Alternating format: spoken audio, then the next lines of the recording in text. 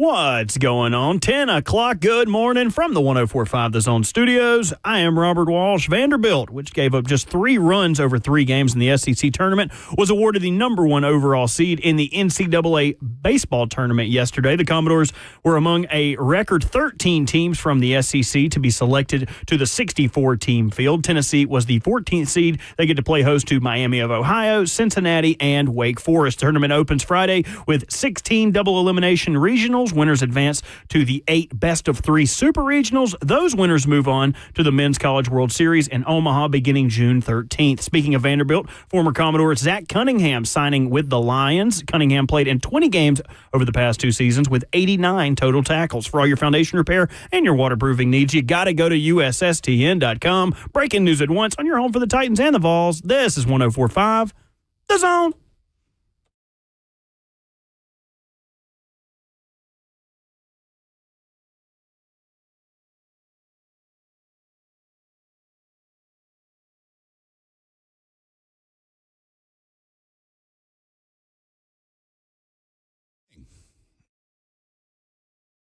Good morning. Welcome in to 104.5 The Zone. Let's have some fun for the next 3 hours. Much to discuss on this Tuesday after Memorial Day weekend. We are, of course, fueled by Hattie B's Hot Chicken, the best hot chicken in the world. Lucas Panzica with you, Robert Walsh and myself going until 1 o'clock as Buck, I guess, stumbled into the studio about 4 hours early and hung out with Ramon Foster on Ramon and Will from 6 to 10. I don't know. How do we think Buck sounded this morning with Ramon?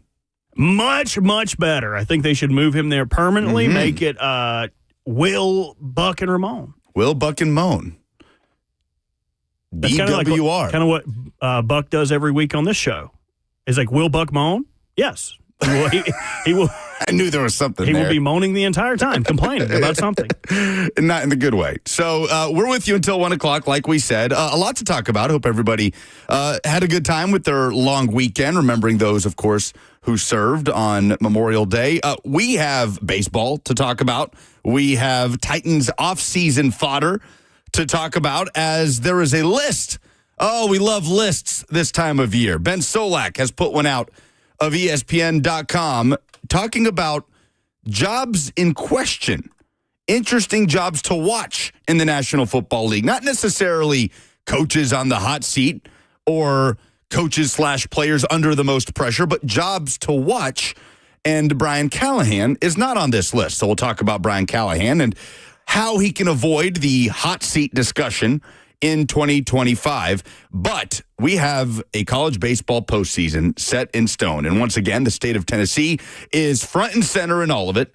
But this time, it's Vanderbilt racing past the Vols into the college baseball postseason as they are the number 1 seed for the second time in program history. They are the SEC champion after closing the season with an 8-game win streak, including a run rule victory over the Vols in the SEC tournament semifinal down in Hoover, including a 3-2 win over Ole Miss in the SEC championship game on Sunday. And now Vanderbilt will host Wright State, ETSU, and Louisville in the Nashville Regional as they look to get to Omaha for the first time since 2021. Meanwhile, Tennessee gets in and gets to host, which was obviously in question going into the SEC tournament. They are the number 14 overall seed, hosting Wake Forest, Cincinnati, and Miami of Ohio in the Knoxville Regional. The Vols will open with Miami of Ohio on Friday afternoon. So we've got everybody here to break it down for us. Chris Lee, who you know covers Vanderbilt, coming up at 10:20. Eric Kane of VolQuest coming up at 11:20. Oh, and there's SEC meetings going down, and Greg Sankey with some snippy remarks with the media about the current state of college athletics. Ooh, I love that. Greg Sankey getting angry? Oh, you're going to build this up now? What are you expecting when I pose that proposition to you? Greg Sankey getting angry at a podium. I would assume that he would be yelling. I'm thinking like, who's the old Syracuse coach? Boeheim. Boeheim, used to get so mad at these pressers, and you could just see just snot running out of his nose, spit flying out of his mouth. That's what I'm expecting when you say, oh, Greg Sankey got angry. Okay, well, there's a lot to get angry about with the current state of college athletics, so stay tuned. Later on in the show, in the noon hour, we'll show you just how angry Greg Sankey got at the podium. I don't know what Tim Corbin looks like when he's angry. He doesn't exactly strike me as a frothing at the mouth kind of coach, charging at umpires the way that, occasionally Tony Vitello will get, the self-admittedly emotional Italian Tony Vitello, which he brings up all the time. I get great grandpa vibes from him. Like, no, don't you fuss at my baby now. Like, the mama or daddy comes around and wants to spank him. Like, I told you no cookies before dinner. I feel like Corbin would be like, no, let that baby have a cookie now. Let that baby have a cookie. But he'll make you earn it, though. He'll make you earn it. You have to go rake some leaves or something. Yeah, again, I think Tim Corbin, I don't know if there is an active, let's say, head coach in the SEC with Nick Saban now out of the picture, retired, enjoying his, TV fame.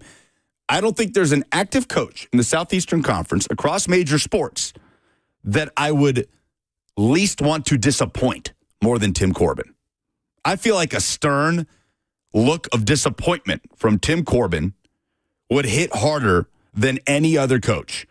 Maybe Kim Mulkey, but that's more of just a fear. That would just strike fear into my heart. I do not want to disappoint Tim Corbin because I don't think he'd be smashing the table, angry. I just think he's the kind of coach that just kind of gives you a look and makes you feel terrible, which might be part of why he is arguably the best active head coach in the SEC right now. We put it to a poll, and I think it's a fascinating question, as Tim Corbin and this Vanderbilt team have completely wrestled back the narrative of college baseball in this state. Obviously, they established it. They were the power in the state of Tennessee and, for a while, in all of college baseball. And then along comes Tony Vitello, and he revives a Vols program that was just in the depths, in the absolute basement of the Southeastern Conference. They kind of race by Vanderbilt a little bit. They take a hold of the rivalry over the course of the last few years. Obviously, they get to Omaha multiple times and then win a national championship. And you think, okay, Tennessee has kind of taken back baseball in the state of Tennessee. And then Tim Corbin and the 2025 Vanderbilt Commodores said, not so fast, my friend.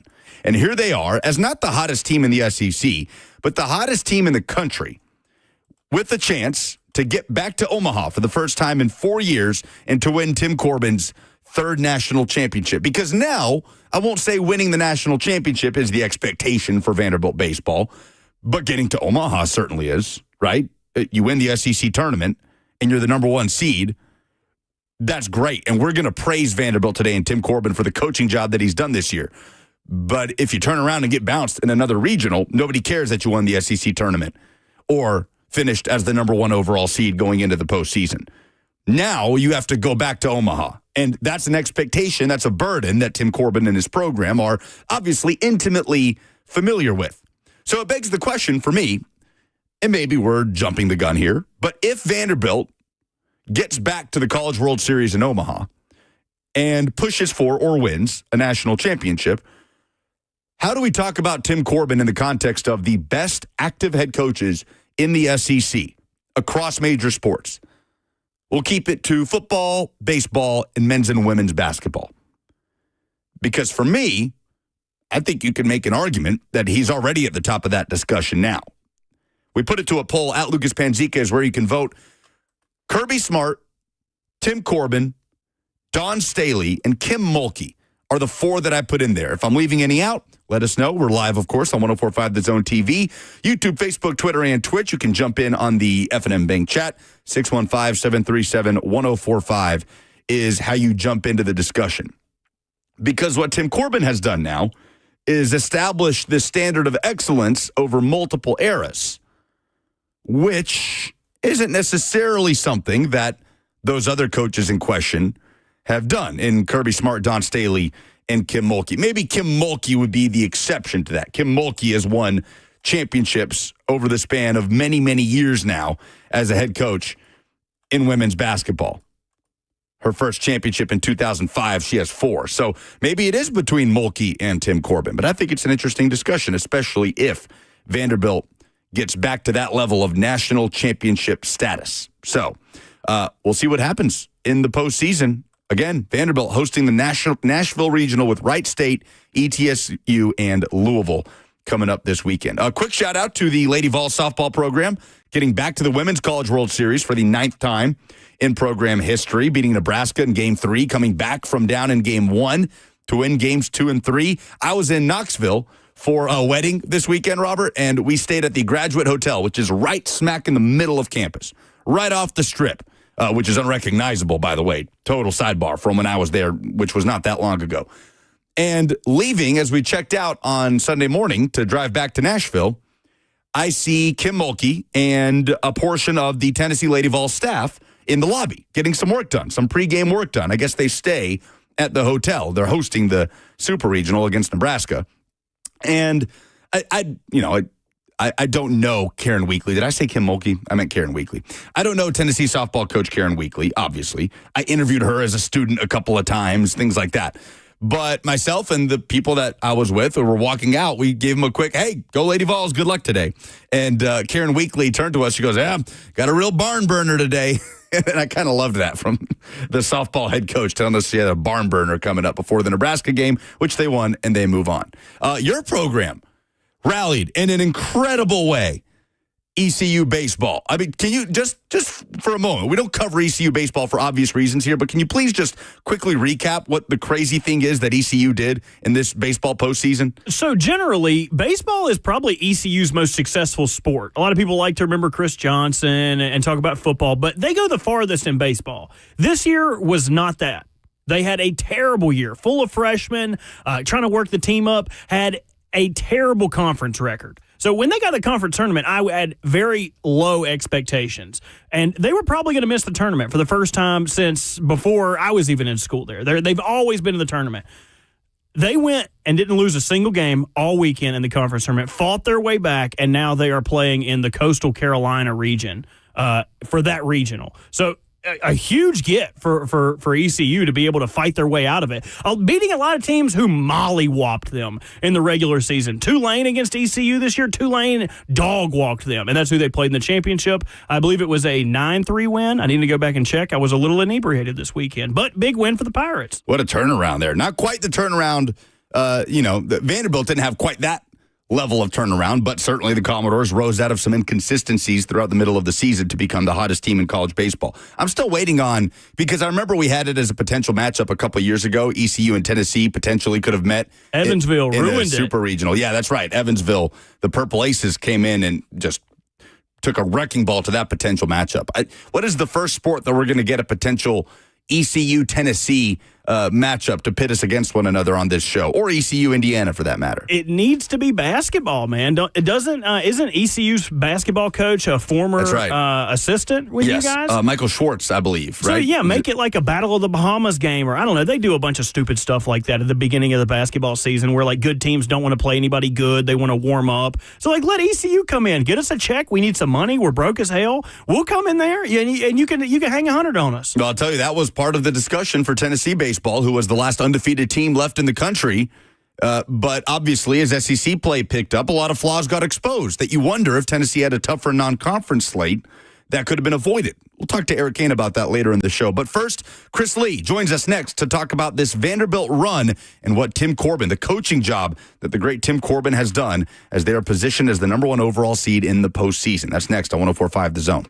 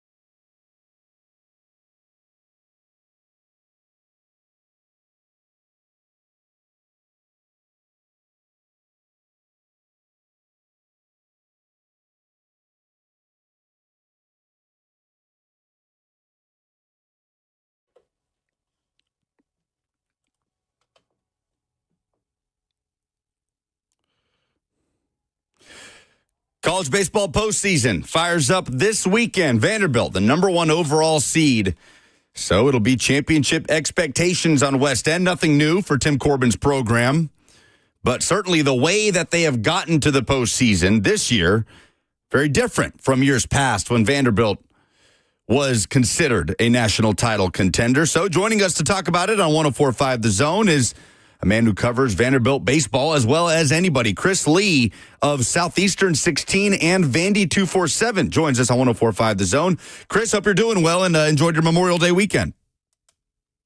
It was filled with a lot of baseball and baseball analysis, but we live for that this time of year and cannot wait to see the regionals start across the country on Friday. No doubt, and there's no doubt that Vanderbilt obviously is the hottest team in the SEC. 8-game win streak to close out the season, SEC tournament champs.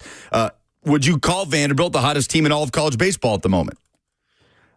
Probably. I mean, you look at the way they played the last few weekends, there's barely been a blip. I mean, I always say watch when exams get done at Vanderbilt. That's when a lot of Tim Corbin's teams really start to put the foot on the gas and peak, and that is how it's worked this year. I think they've had an amazing finish. I think going to Knoxville and winning 2 out of 3 was big for their confidence because Tennessee threw anything and everything at Vanderbilt there. And I think as a follow-up, just in case there was any doubt, I think what Vanderbilt did to Tennessee in the tournament, too, served as a boost of confidence. Look, if you can beat Tennessee right now and do it decisively in 4 games and none of them are in your park, I think that's a big confidence boost. I think that carried over to the Kentucky and the Alabama series where Vanderbilt ran into adversity repeatedly there and answered the bell. I think Tim Corbin has got his team really primed and confident and playing well at exactly the right time. Yeah, to your point about that Tennessee series, Vanderbilt had only taken 4 out of their first 8 series in SEC play leading up to that one in Knoxville, obviously dropping game 1, take games 2 and 3. That's kind of what sparked this win streak. So the inconsistencies, Chris, to you that were occurring throughout the large slate of the regular season, what has been the biggest reason behind this turnaround, going from that up and down in the SEC slate to now sitting at the top of the national seeding going into the postseason? Well, I think the biggest thing has been hitting, and that's been a point of contention, that the power game, they've talked about changing their approach. They're driving the ball more the other way, and I think the ball in college baseball, for whatever reason, carries better right now. And as the weather gets warmer, the ball also carries more too. But you've got some guys that have really developed some confidence. You got a Brody Johnston, who was the MVP of the SEC tournament. He's one of their better power threats. He's got 13 home runs. You got Braden Holcomb, a guy that looks like an NFL tight end, who's got 9 and can hit it, 450 feet. He's a guy that pitchers are having to be really careful about. You got Riley Nelson at first, who's not really a power guy. He's more a hit over power guy, but I think he is one of the best hitters in the league and probably the most underrated player in the SEC. I think people are starting to warm up to how good he is. And then you look at the rest of the lineup. They got Rustin Rigdon, a freshman who's really good in that leadoff spot. Does strike out some, but doesn't chase a lot of bad pitches, makes pitchers work. RJ Austin's playing better. I mean, you're looking up and down the lineup right now. I think you can say that all 9 guys are hitting to some degree. I don't know that that's been the case all year, for one. And I think number 2, again, they played a brutally tough schedule. It got them confidence for the stage. I think Tim Corbin is a guy that lets guys, gives them chances to either win roles or not win roles. And at the end of the season, you look up, and the way that he's constructed the roster, it works perfectly.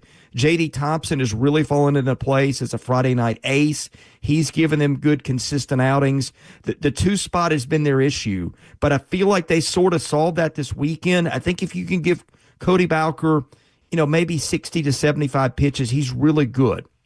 After that, it starts to fall off. Well, now they're pairing him with Connor Fennell, who's a unicorn in college baseball. There's just nobody like him, and he's durable and he's efficient. You get Thompson pitching well on Friday, and you go Bowker and Fennell in game 2, you're eating a lot of innings between those 3 guys, and you've got a bullpen that's as good as anybody in the country. And at that point, if Thompson can give you 7 or 8, you've hardly counted on any of those guys. That's the strength of the team. That's the reason I think they've got a chance to go a long way in the postseason.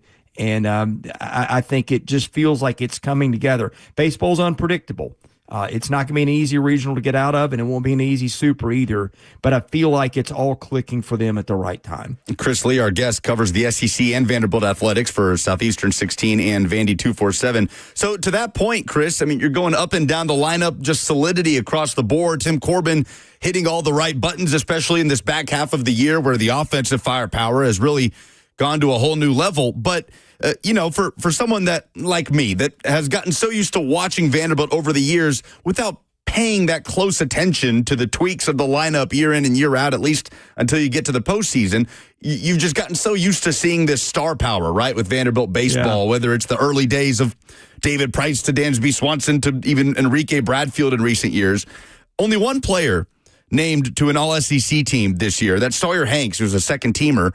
They haven't had a first-team All-SEC player since Bradfield in 2022, yet here they are. How has Corbin managed to put this together with the team that on paper doesn't have that major league star power that we've gotten just so used to Vanderbilt having every year? No, that's a good observation. I would say Riley Nelson should have been probably maybe a second-team All-SEC pick if you're paying attention and looking at the right numbers. I mean, he had a .464 on-base percentage. I think he was top 5 in league play, in batting average and on base in SEC-only games, and they played a tough SEC schedule, too. You didn't have South Carolina, Missouri to feast on there. So I would say that a little bit that was oversight. But, yeah, it's not a team with the star power that you see in all those names you mentioned, and I think that's made it hard for people to process it. Now, we'll say this. They have some first-round talents on this team. I think a lot of them are in that freshman class. I could see Brody Johnston, Rustin Rigdon, and Austin Nye all being first-rounders. That would be the 27 draft. But in terms of your guys that are going this year, they don't have a first-rounder unless J.D. Thompson were to leak into there, and I don't think he will. So, yeah, it's different than people are used to, but it's also a really, really deep team. I mean, when you get down to arms 12 and 13, I don't know anybody in the country can match them at that point. And that's a key when things go wrong for regional is depth. So, yeah, it's different.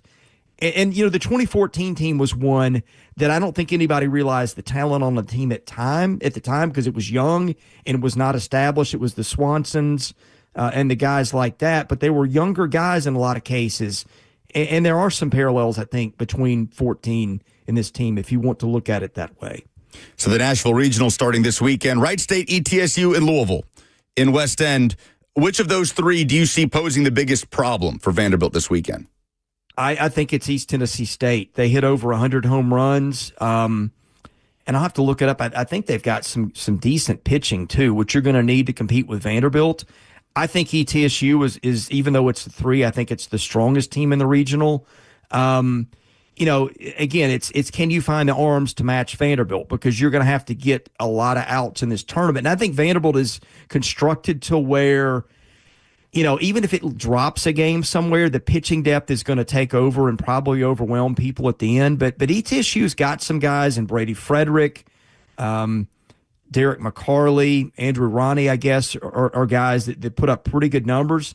Let's not forget they went to Tennessee and won a game. But, I mean, games can tilt on one pitch a lot of times, right? Give up a 3-run home run at the wrong time in the wrong spot where your offense is lagging, and that can flip a series.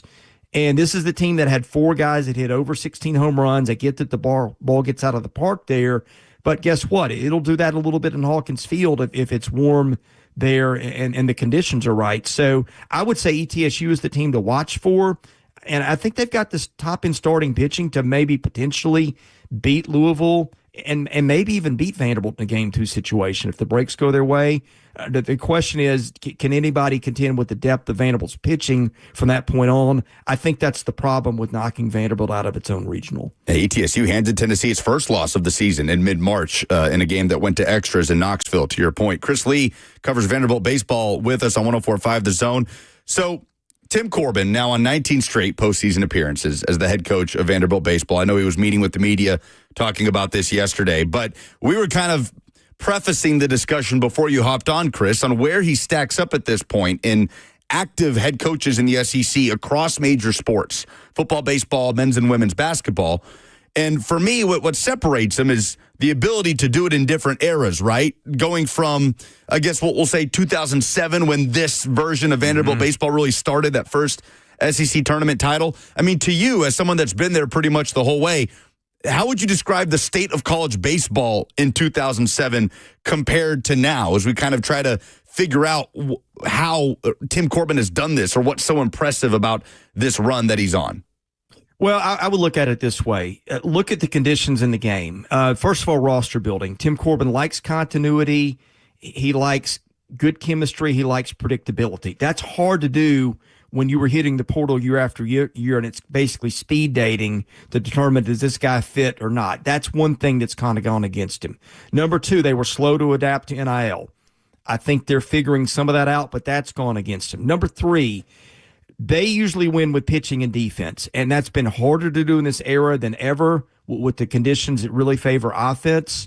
And so also the SEC has gotten more competitive top to bottom. I think there's only one program now that doesn't care about baseball, and that's Kentucky. So this is kind of, philosophically, it's antithetical to everything that he wants to be about. The other thing, too, is the educational aspect, because they had kids that would have been big-time transfers that I was told, maybe were gettable, but the class part was a turnoff. At Vanderbilt, you can't just throw that off. So to me, as you said, he's won in different eras. And to me now, this is one where, so much is stacked against the way he wants to play. For him to emerge from all this as the number one seed in the tournament is just remarkable. When's the last time Vanderbilt athletics was in this good of a place? Probably 2014-ish, James Franklin's last year for football. They finished in the top 25. Kevin Stallings still had basketball in a competitive place. I think women's basketball was good. Bowling's been as good, if that matters to you. Since John Williamson's been here, and of course 2014 was when they won the national title. But you look, and I think this is another thing that makes him remarkable. You look at how miserable their sports have been for the most part the last decade until this year, when they're starting to turn some stuff around. I think that adds to his greatness. Vanderbilt's not an easy place to win. He just makes it look easy at times. It is not. You look at even women's basketball, which was just a hallmark. In fact, I would argue till they won the national title, women's basketball might have been the best program at Vanderbilt. You look at how much all three of their other major programs, including women's basketball, and how bad they've been for the most part of the last decade until this year. He remained constant, went to an NCAA tournament every year, won national titles, national runner-ups, all that stuff. Again, I think that tells you how good a coach he is. And thankfully for Vanderbilt fans, the school is kind of clued into a little bit of how the game is played, and you're seeing the other programs get lifted. But, yeah, it feels like things have turned in a better direction for all the programs over there, and the chance to cap it off with a deep postseason run to Omaha would only add to a year that's been better than Vanderbilt's seen in a while. Right. Well, that's the expectation, right? The number one overall seed in the postseason. Expectation becomes Omaha and or a national championship, and that's nothing new to Tim Corbin and his program. And Chris Lee will be covering it the whole way. Chris, thanks so much for the time and the insight, man. Really appreciate it. You bet. Thank you for having me. All right, Chris Lee. Follow him on Twitter at ChrisLee70. Again, for Vandy247 and Southeastern 16. Does a great job covering not just Vandy athletics, but the SEC as a whole. So, Tim Corbin, right now, across the board compared to other active SEC head coaches. Because the thing that really made Nick Saban the GOAT, understand the championships and the wins and just how many stats can we roll through? There wasn't a player that was at Alabama for 4 years in the Saban era that did not win a national championship over a 15-year span. That in and of itself is just an absurd stat or notch in Nick Saban's belt. So we understand, to be clear, that Saban's in a category of his own when it comes to these kind of discussions. But what really made him the greatest to do it was his ability to adapt to changing landscapes on and off the field. At first, it was adapting to the evolution of what offensive football looked like in the college game, right? Hiring Lane Kiffin. I don't know, Robert, where you would have been at this point in history when Nick Saban hired Lane Kiffin. That would have been over a decade ago at this point.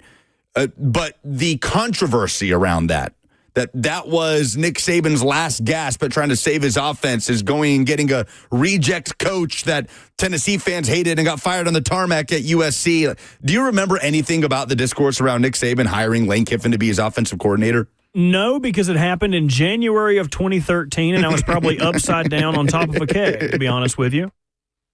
Or rolling around a wrestling mat somewhere. Something or this would have like been that. post-wrestling career. Yeah, definitely post-wrestling career. Well, that was kind of the turn for Nick Saban towards that step in evolving with offensive football, and then followed just the most ridiculous list of offensive coordinators that you've ever seen, with Brian Dable and Steve Sarkisian, and the list goes on and on.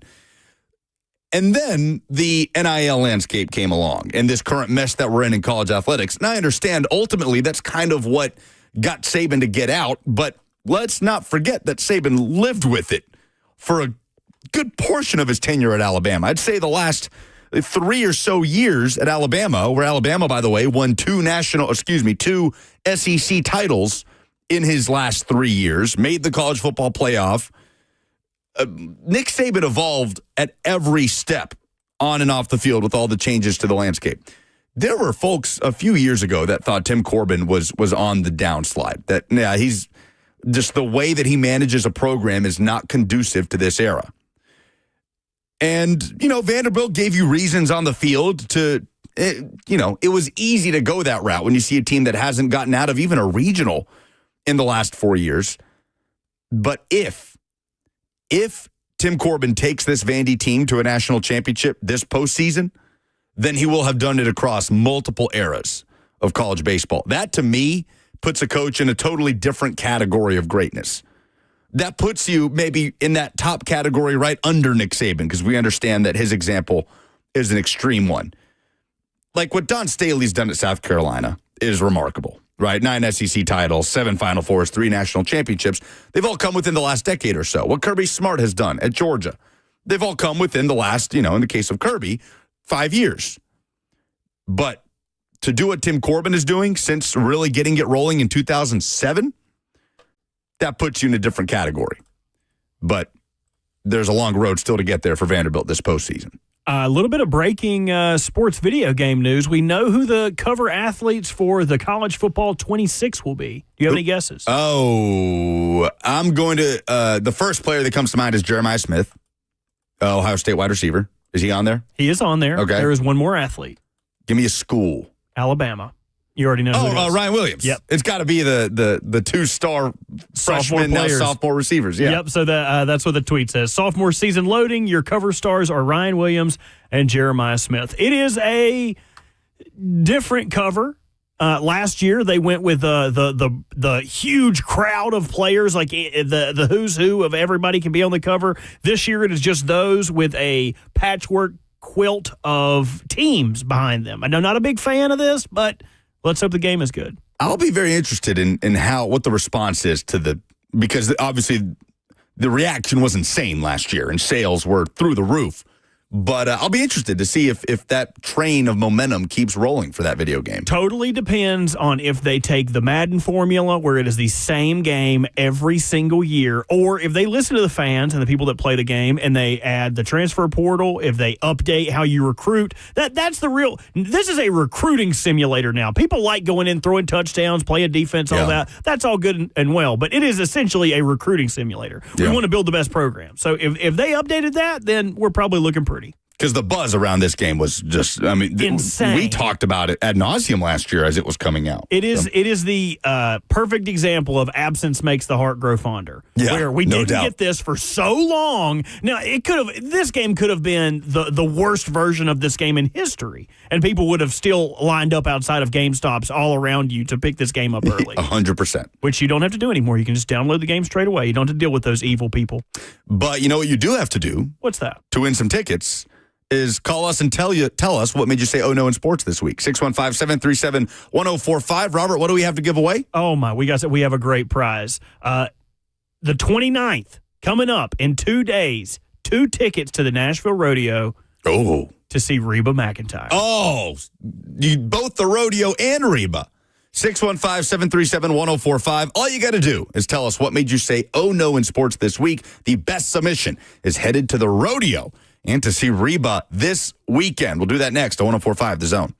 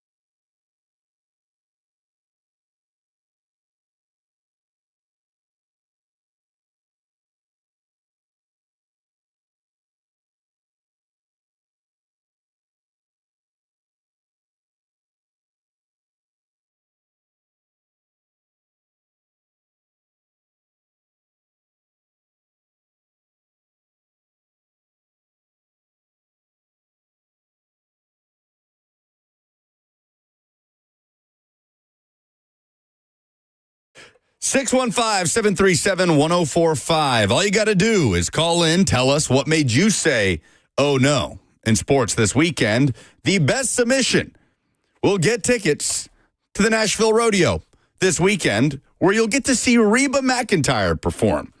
Not sure what could be better to do this coming weekend. Again, 615-737-1045. We'll get it rolling before we head to the phones.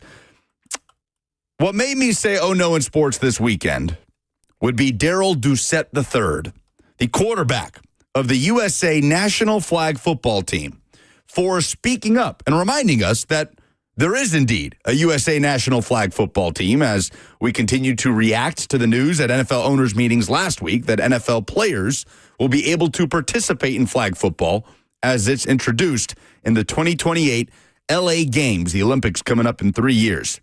So Doucette, who plays quarterback, said, quote, "This is a sport that we've played for a long time, and we feel like we're the best at it, and we don't need other guys." And it made me say, oh no, because I completely forgot about guys that are actually playing this sport and that are finally seeing their sport be brought into the Olympics and that are going to be displaced by NFL players, because there's a reason that NFL owners had so much momentum to vote this. I mean, I truly, like we talked about, was surprised that it was such a slam dunk that NFL players will be participating in flag football, but they are. And there are a lot of guys out there that are going to be displaced. And it did make me sit back and say, oh no. Yeah, you got to hate it for him, man. I do. I really do. And I don't know who's going to play quarterback. I don't know what NFL team's going to be comfortable sending their quarterback to play flag football. Is it more likely that the quarterback of the USA team in 2028 is Darrell Doucette III? Clearly has had a lot of success specializing in flag football. Or a starter or a backup in the NFL? Ooh, that's a good question. It's just, honestly, the more I've learned about it, because I'm not going to pretend to be some flag football aficionado. No, you're not. But to me, they are just two completely different games. Like, I have no qualms about what he said. And in fact, I think there's a friend of the show, Trevor Sikkema, brought up the only real way we can figure out the remedy for this. And that is the 2026 Pro Bowl games. We have an NFL team and a flag football team, and they play a real flag football game against each other at the Pro Bowl. Oh, I love that. I also love that. And there's no way they could be upset about it. The flag football people are probably going to get a nice pay boost for doing this, that you can't tell me that Pro Bowlers don't make or make less than flag football people do. And then the Pro Bowlers were already going to play flag football. You were already going to play this. And you want someone else to come in here and take your milk? Like, drink your milkshake? That would be a fun game, and it would probably be the most watched Pro Bowl since Nam. When's the last time you watched the Pro Bowl? Actually watched a Pro... Man, I couldn't tell you. I don't remember. It has been a minute. Yeah. For my own no, if you... around July 4th, we all know what that holiday is all about. The hot dog eating contest. So when the hot dog eating contest comes around, I know July 4th, that's where I'm going to be. I'm going to be punched into my couch to watch Joey Chestnut eat more hot dogs than I eat all year. So when Memorial Day came around, I was like, why is there not an eating competition for this holiday? Well, there is, and that's what made me say, oh no. Joey Chestnut won for the 4th year in a row the popcorn eating contest. Falls a little flat for me. It seems like if dogs were spoken for on July 4th, that the easy equate would be burgers, baked beans, macaroni, or potato salad. I could listen to any of those. But popcorn. Popcorn is where you land? Are you curious how much popcorn he ate? I'm incredibly curious. So last year, it's noted in this TMZ article, I learned a couple things in this. Last year, it's noted that there was a kernel in his popcorn, and he almost lost a tooth because he was chewing so vigorously. He changed his entire strategy, which includes a mouthful of popcorn and a good old swallow of water to knock all that popcorn down. The first year he won this 3 years ago, he ate 28.5 ounces of popcorn. The following year, he broke his record again with 32 servings of that popcorn. And then this year, 42 servings. Oh, my goodness. Wait, hold on. What is a serving? 24-ounce popcorn. 42 servings of 24 ounces of popcorn. That is too much popcorn, one. I learned that On 3 has a division covering competitive eating because in this TMZ article, it says he also told On 3 his strategy was all about chugging water with every swallow to help the popcorn go down. On 3 covers competitive eating? I'm in the wrong career. On 3, hit me up. I would love to cover the crab legs, the deviled eggs, anything you can think, Pop-Tarts, fruit roll-ups. I eat most of that stuff in my sleep. Now, that is an insane amount of popcorn. That is an absurd amount of popcorn. One 24-ounce container of popcorn, and my belly's hurting 100%. after I'm leaving the movie theater. What would you suggest, though, in place of popcorn for a Memorial Day eating contest? What would you suggest? I would suggest baked beans. Just slurping down gallons of baked beans. Joey Chestnut, by the way, I'm pretty sure owns the baked beans eating record as well. Oh, yep. But it needs to be something cookout related. It needs to be. I agree. I could even listen to arguments of people saying it needs to be beach related. Like, I could understand a shrimp, peel and eat shrimp competition. Ribs. Ribs. Ribs. How did we not think ribs? Ribs is incredible. I love that there's a barrier of entry with you can't just go like, oh, I'm going to eat all this popcorn and drink all this water. If it's ribs, there's a bone in the way. You can't just be chowing down. You got to work around them. So yep. I would love that. We need to stamp it right now. The competitive eating competition going forward for Memorial Day is no longer popcorn. It is ribs. Now I want ribs. I'll just get some Hattie B's instead. That's better. 615-737-1045. Ooh, Hattie B ribs. Oh, no, I don't know. Let's start thinking of some ideas. What made you say, oh, no, in sports this week for a chance to win tickets to the Nashville Rodeo and to see Reba? Eric in White House will get us started. Hey, Eric. Hey, what's going on, guys? Hope you're having a good morning. So my oh, no for this week is going to go to Texas A&M baseball and Virginia baseball because as both teams were in the World Series last year, or the Men's College World Series, they had great seasons. They had a lot of returning talent for this year, and they were in the preseason, top 25, both 1 and 2. But neither team managed to make the postseason this year. Didn't even get selected for regionals, and that is just my big oh no, because I was actually in Texas yesterday with my girlfriend's family. They're a big Aggie family, and as we were watching the selection show, I'm very happy for my Vols, but they're over there biting their nails waiting for A&M to get called, but they never do. So that's just my big oh no for the week. Yeah, it's a good one, Eric. Remember to stay on hold. If you are the winner, then Robert will make sure that you get those tickets. If you drop off, you'll lose your chance. Tough year for A&M baseball, losing the National Championship Series to Tennessee, losing their head coach, Jim Schlossnagle, to their arch rival Texas. Schlossnagle takes Texas to the 1 seed going into the SEC tournament, a regular season title, and then to not make the postseason. That's rough. A good one. Tommy in Murfreesboro up next. Guys, I know we don't talk much in NASCAR, but I figure we would be this week with the race happening at the Nashville Speedway. My oh no is Kyle Larson and all the fuss about him, running both races. Hell, he crashed out early in the Indy 500 and then didn't do much better in the NASCAR race. That would be my oh no. All right, thanks for the call, Tommy. Yeah, that is coming up this weekend at Nashville Super Speedway. Chris in Nashville's up next. Hey, Chris. Good morning, guys. How you doing? Good, man. What you got? Okay. My oh no is not necessarily in sports, but it's in sports radio, and I have to blame you guys. 6 o'clock this morning, I woke up, did my morning routine, went and got in the shower, and I have to listen to Buck Rising in the morning at 6 o'clock when I'm in the shower. That's not what I expected.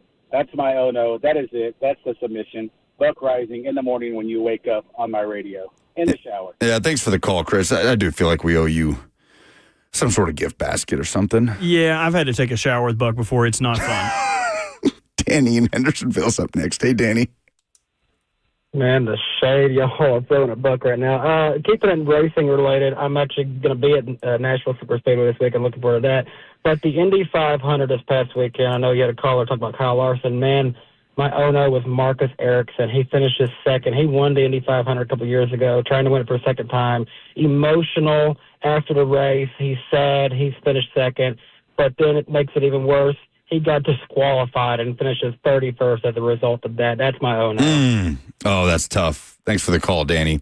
Oh, man, that's brutal. Great weekend for racing. My goodness. Had the Monaco Grand Prix as well. Lando Norris getting the win in that one. All right, last submission is this caller in Green Hills? Is that the name of the caller? That's what he said. Caller in Green Hills. You're up next. My bad. Yeah, this is Harry. So the Braves, no in sports, the Braves on Friday night, I don't know if you saw this. It was bottom of the ninth. They had a runner on first. It was Eli White. Ozzie hits a single out to the outfield. Eli White rounds second and is going to third base. And the Tudas Sopo third base coach puts his hands up like, hey, slide. Eli White proceeds to stop going to third, turns back around and goes to second base and gets tagged out, thinking that, I guess there was a fly ball, but he just completely screwed up base running. And the Braves lost. Thanks for the call, Harry. Yeah, I saw this. I think this is the winner. Eli White, he just thought that Jackson Merrill, to your point, he thought it was just a pop fly that Merrill caught at center field, not realizing that the ball bounced into Merrill's glove, and he turned around, went back to second, and yes, tagged out. Bottom of the ninth, too, crunch time. I don't think there's a better submission than that. Harry in Green Hills, I think. Any disagreements, Robert? No, I'm cool with that. All right, he's headed to the rodeo and Reba. There is one uncertain quarterback situation remaining in the NFL. I think you can guess what it is. We'd have updates on it, sort of, with the Pittsburgh Steelers and Aaron Rodgers. We'll talk about it next.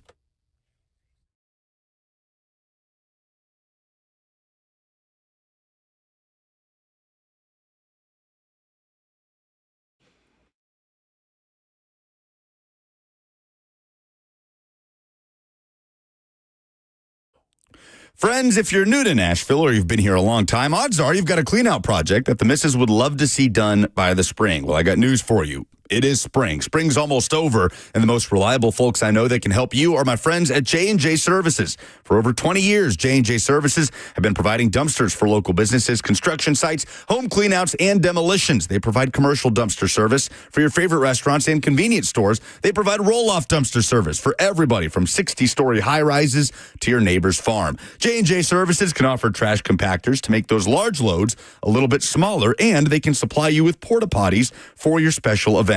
For the safest, most reliable service you can get in Middle Tennessee, call them for a free quote at 615-599-7778, jnjservices.com, where they always keep it trashy.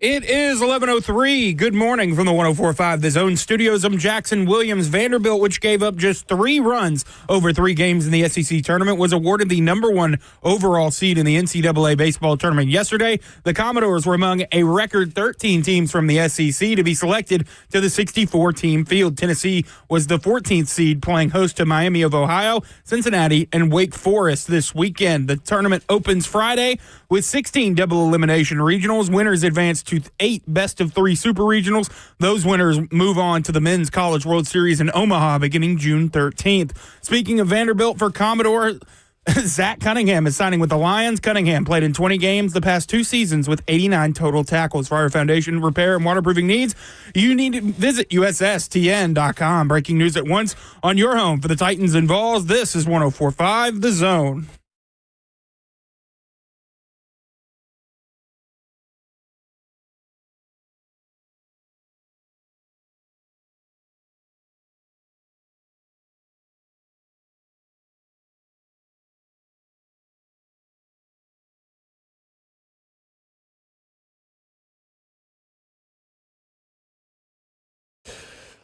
We are 100 days away from the NFL season. Titans OTAs begin this week. In fact, we will have media availability tomorrow. Brian Callahan, we just learned the media advisory sent out by the Titans. Callahan will meet with Titans media at 10:15 tomorrow. So we will carry that for you right here on 104.5 The Zone. Players will be available to media at 12:45 tomorrow as well, and coordinators at 1:15. Will be the first opportunity for Titans fans to hear from John Fossil, since he was hired as the new special teams coordinator, of course, replacing Colt Anderson going into year 2 of the Brian Callahan era. So, 100 days away from the season, OTAs getting fired up this week, and the Pittsburgh Steelers still have no idea who their starting quarterback is going to be in 2025. At least we don't think. As we continue this Aaron Rodgers wait, what does that have to do with the Tennessee Titans? We'll try to relate it here in a moment. But first, let's hear from Jeremy Fowler of ESPN, just touching on where things currently stand between Aaron Rodgers and the Pittsburgh Steelers. For the Pittsburgh Steelers, what's a potential plan B for them at that quarterback position? I would say Kirk Cousins. I mean, I had some conversations with people this week that led me to believe that Cousins is at the very least on the Steelers' radar if something were to fall through on Rodgers. Now, here's how they could make that happen. Cousins has $37.5 million in guarantees between this year and next year. Somebody's on the hook for that, whether it's Atlanta or someone else. So to facilitate a trade, Atlanta would need a team to offset some of that money, whether it's $4 million, $20 million, whatever it is. But the feeling around the league is that Atlanta has not been willing to budge on this. They haven't shown a lot of interest in trading Cousins. It would take a hefty price tag for another team to wiggle that out. As one source told me, if they were willing to take a small percentage, like let's say 7 or 8 million of that money, a deal would be done by now. There was interest earlier in the offseason. Right now, Pittsburgh might be the only hope for Cousins, or he's sort of stuck in Atlanta. So, Jeremy Fowler, trying to provide an update on Aaron Rodgers and the Pittsburgh Steelers, has to turn to talking about Kirk Cousins as a potential emergency option for Pittsburgh if the Rodgers path doesn't work out. If you're curious as to who the other quarterbacks are in that room right now in Pittsburgh, you certainly know one of them well in Mason Rudolph. And you might have forgotten that they drafted Will Howard on day 3, the quarterback out of Ohio State. That's who you got right now if you're the Pittsburgh Steelers. Will Howard, Mason Rudolph, and Aaron Rodgers, maybe, possibly, if he could just figure out what he's going to do in 2025. And then here's Aaron Rodgers at a public event, and I'm not sure if this was in Chicago, but he was doing a Q&A with fans and got a question about Chicago. This was Rodgers over the weekend. Will Aaron Rodgers ever go to the Bears? Oh, boy. Security, can we get her out of here? We need some security. Security, can you take it easy on her on this one? No, but I believe there's a team that might play in Chicago this year. Let's go! A road trip. I don't know. I'm not sure. Gotta check it out. Are you speaking in code? I love Chicago, though, way more than they love me. It's been a great relationship, all one way. All one way, Rodgers. A little slight dig there. So said, I think there's a team that might be playing in Chicago this year. Yes, the Pittsburgh Steelers play in Chicago on November 23rd. And we all continue to be tired of Aaron Rodgers dragging this thing out and forcing us all to talk about Aaron Rodgers while pretending like he's tired of everybody talking about Aaron Rodgers. We don't need to relitigate all that. What would this have to do with the Tennessee Titans? Well, really nothing, but it did get me thinking about the most uncertain quarterback situations in the NFL. As the Titans have an interesting quarterback room on their hands. Obviously, Cam Ward comes in as the number 1 overall pick. Brandon Allen, Tim Boyle signed in the offseason, and Will Levis still on that rookie contract. We put it to a poll. At Lucas Panzica is where you can go vote. If Will Levis has a great preseason, what would you want the Titans to do? Trade him or keep and develop him? And it's not that the Pittsburgh Steelers could turn to Will Levis if the Aaron Rodgers thing goes south. I imagine Pittsburgh would be more likely to roll with Mason Rudolph in 2025. But if we're talking about the potential of trading Will Levis, then what kind of situation are we talking about trading Levis into? Would it be a situation of a team that doesn't really have an answer and is desperate for a reclamation project to come in and compete the way the Colts brought in Daniel Jones to compete with their top 5 pick and Anthony Richardson? Would it be simply a team like the Packers were last year that see a quarterback with upside and don't really have a competent backup solution and say, yeah, okay, it's worth the swing? And for the Packers in trading a 7th-round pick for Malik Willis, obviously it was very much worth the swing. 615-737-1045. Right now, the majority of the voting, 78%, says trade him. I guess my follow-up question is, let's stop and think for a second. What would the upside be of retaining and developing Will Levis? There are the cliches of creating competition in a quarterback room, but at the end of the day, Cam Ward is going to be this team's quarterback in 2025. Brandon Allen is an established backup quarterback in this league. So unless you're going to keep 3 quarterbacks on the active roster going into the season, it is hard to imagine a scenario where the best option is to keep and continue developing Will Levis. And I would understand wanting as many quality options at quarterback as you can have, and Will Levis is talented. But it's just not something that ever really happens in the National Football League, right? Last year, 2024, was a see-what-you-got year for Will Levis. And teams do this all the time, where they go into a season with an unproven guy, given the keys to be the starter. Let's see what we got. We saw the Falcons try it with Desmond Ridder. We've seen the Jets try it with Zach Wilson. We saw the Commanders try it a couple years ago with Sam Howell. The list goes on and on. What doesn't happen with the see-what-you-got guys, if it doesn't pan out in that year, is they stick around. The only instance where I can think of that type of player sticking around with that respective franchise would be Zach Wilson, who they rolled with after he was the number 2 overall pick. And then they had an opportunity to go get Aaron Rodgers, but they kept Zach Wilson. They kept him, tried to develop him. He was Aaron Rodgers' backup and ended up having to start pretty much the entire season after Rodgers ruptured his Achilles, 4 plays into that campaign 2 years ago.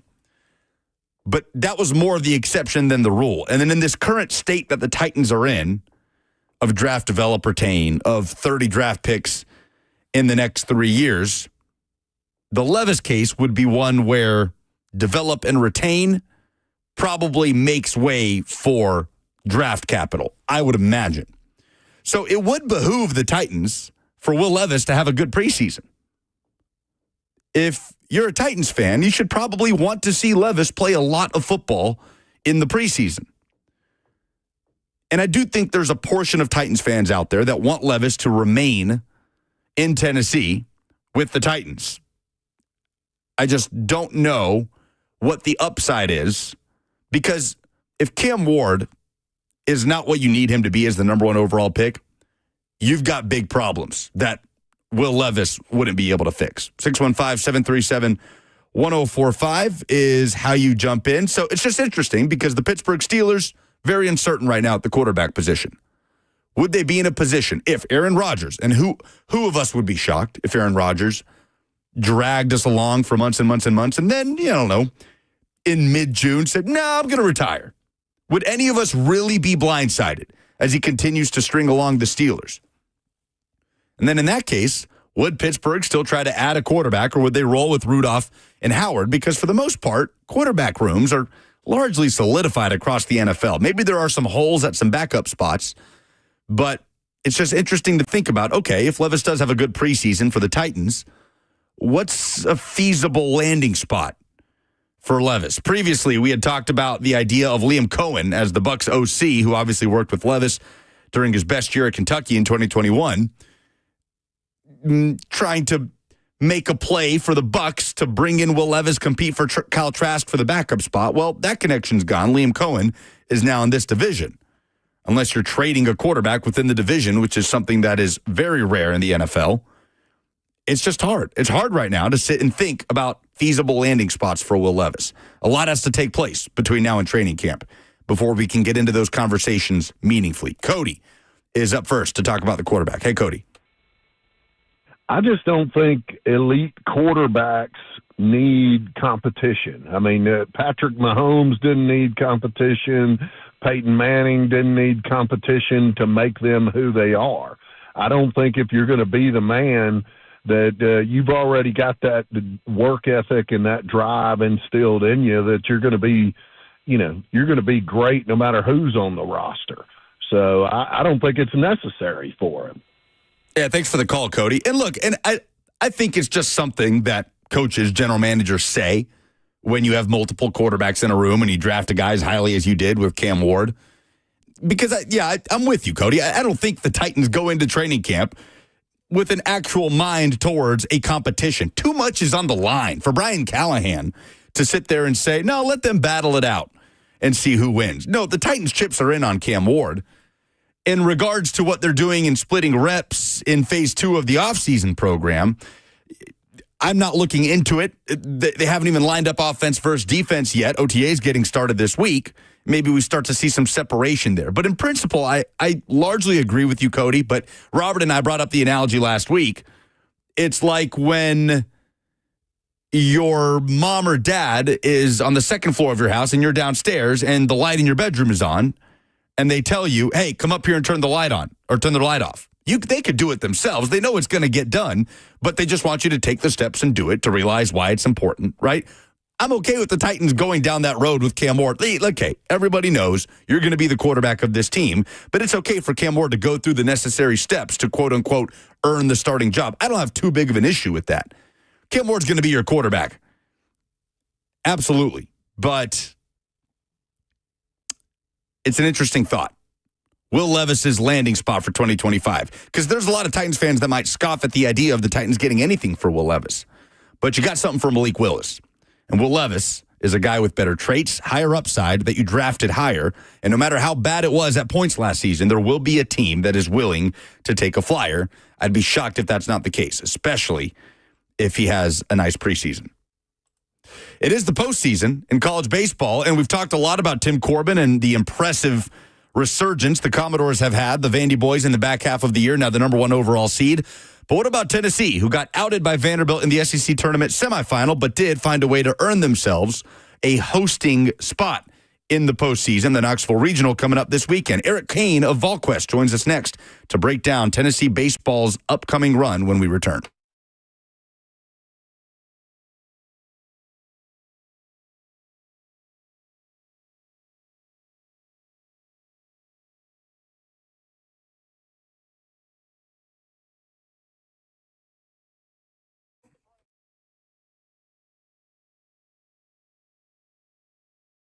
Hey guys, it's Lucas. It's after 11 o'clock, which means that doors are open at every Hattie B's location in Middle Tennessee. The Factory at Franklin, Lower Broadway, Melrose, Midtown, Nashville West, even the Nashville Airport. Hattie B's is a family-run restaurant that serves up your favorite Southern food, an authentic Nashville hot chicken. Hand-breaded, cooked to order at your spice level, hot or not. You might be craving some hot chicken, some perfect, juicy, crispy chicken with that spice. You want to go with the medium, the hot, all the way up to the damn hot if you're feeling brave. Or you might might just be craving soul food and some of the best fried chicken around and best sides around, which, if you're like me, are very important. The southern greens, the pimento mac and cheese, bacon cheese grits, the baked beans at Hattie B's. You can top it off with some banana pudding or peach cobbler. If you download the Hattie B's app today, you'll get a free dessert simply by doing so. Add that to your lunch. Go ahead and start to build up those rewards. Order Hattie B's for delivery or pick up. My mouth is watering just thinking about it. I'm going to get my lunch at Hattie B's. I'll see you there.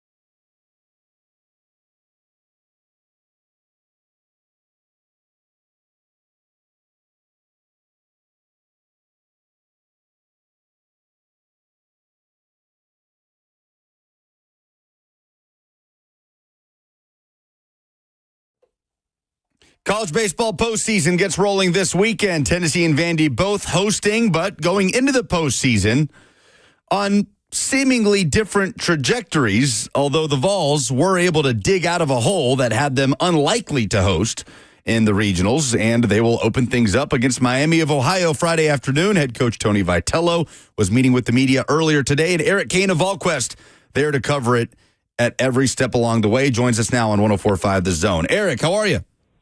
I'm good, man. How are you? Doing well, doing well. Any takeaways as you walk away from Tony Vitello this morning? Yeah, I mean, I think the biggest takeaway, we asked him about pitching, and that's obviously a topic of conversation heading into every single weekend, specifically the last couple of weekends with, Liam Doyle been dealing with a blister, and he flipped Marcus Phillips up a day and kind of mixed around those. And we asked if the plan was to kind of roll with a Liam Doyle on Friday night and a Marcus Phillips on Saturday, and he said that's probably going to be the case. Said that there's going to be some bullpens later today, and no decisions have been made official yet, but he certainly made it seem like they're going to enter the weekend with their ace and Liam Doyle starting on Friday against Miami of Ohio, and then Marcus Phillips pitching the game on Saturday, whether that be Cincinnati or Wake Forest. Now, a lot of people, myself included, think it might make more sense for Marcus Phillips to pitch the Friday night game and, to not run into potential base running issues against, maybe matching up with Cincinnati on Saturday. But that's a lot of respect for Miami of Ohio. That's a pretty good ball club. It hits the ball well. They play at a very high level. They just won the MAC. And so that was probably my biggest takeaway leaving the press conference this morning is that, right now it looks like it's going to be Liam Doyle, then Marcus Phillips, kind of the rotation there for the weekend. But, of course, we'll see officially later in the week. Yeah, how do you kind of go about, I don't want to say gauging Liam Doyle's ability for the, to be ready for the moment. He's been one of the best pitchers in baseball all year, SEC pitcher of the year. And then the last two outings, Eric, going the way they went against Arkansas and Vanderbilt, did it bring up any concerns for you about Liam Doyle, or is it simply the firepower he was up against? I think a lot of it has to do with the firepower. Now, again, Arkansas, great team. Texas won the league by 2 games. So he went up against some pretty daggone good competition the last couple of weeks. But in the same sense, I mean, Tony Vitello said, down in Hoover, Liam Doyle was trying to pitch 2 shutouts in 1 game, trying to make up for his poor performance the weekend prior in Arkansas by just trying to stress and just trying to overthrow. And so it was more self-inflicting wounds by Liam Doyle himself, really, than anything else. But, I mean, you got to look at the whole body of work. Liam Doyle was SEC Pitcher of the Year. He's a Golden Spikes Award semifinalist. He's National College Pitcher of the Year semifinalist. I'm going to be willing to bet that he's going to figure it out. He has been dealing with a blister. That has popped up a couple of times throughout the season. I don't think it's been that big of an issue the last couple of weeks. I think they've been managing that pretty well. But certainly I think to answer your question, didn't have his best stuff those nights. I think the competition was a part of it as well, but also I think he was just trying to, throw too hard or trying to make up for, maybe the week prior more so than anything. So I'd be excited to see Liam Doyle get back to, who he is and who he's been all year long. Eric Kane of VolQuest, our guest, as Tennessee gets ready for the Knoxville Regional this weekend. So going into the SEC tournament, we had you on last week, Eric. We talked about the uphill climb that Tennessee faced in regards to potentially hosting a regional. They found a way to do that, obviously, knocking off the 1 seed, like you said, comeback fashion. But to fall flat the way they did, with a chance to get back at Vanderbilt and get into the SEC championship game for a repeat in the SEC tournament, getting run-ruled in that fashion, a tough pill to swallow. Did you find yourself having a hard time kind of trying to judge Tennessee's experience in Hoover as a success or a failure? Well, I mean, I thought it was absolutely a success. Now, to your point, your third game, you lost it 10-0 in run-rule fashion. You had 4 hits. That is far away from scoring, 15 runs and on a season-high 20 hits against Alabama a couple of days before. So you didn't end it the way that you wanted to. But it was a very successful weekend. Number one, Tennessee played baseball like it's capable of playing baseball. Remember, this is a team that dropped 5 straight series to end the regular season, lost 6 of the past 7. So to see Tennessee out there working the pitchers, working the at-bats, get throwing up crooked numbers, season-high hits against Alabama, outlasting Texas in 12 innings, erasing a 4-0 deficit in the 4th inning against Texas, coming back and winning, seeing Brandon Arvidsson emerge and A.J. Russell continue to emerge. There were so many positives from Tennessee's trip down to Hoover.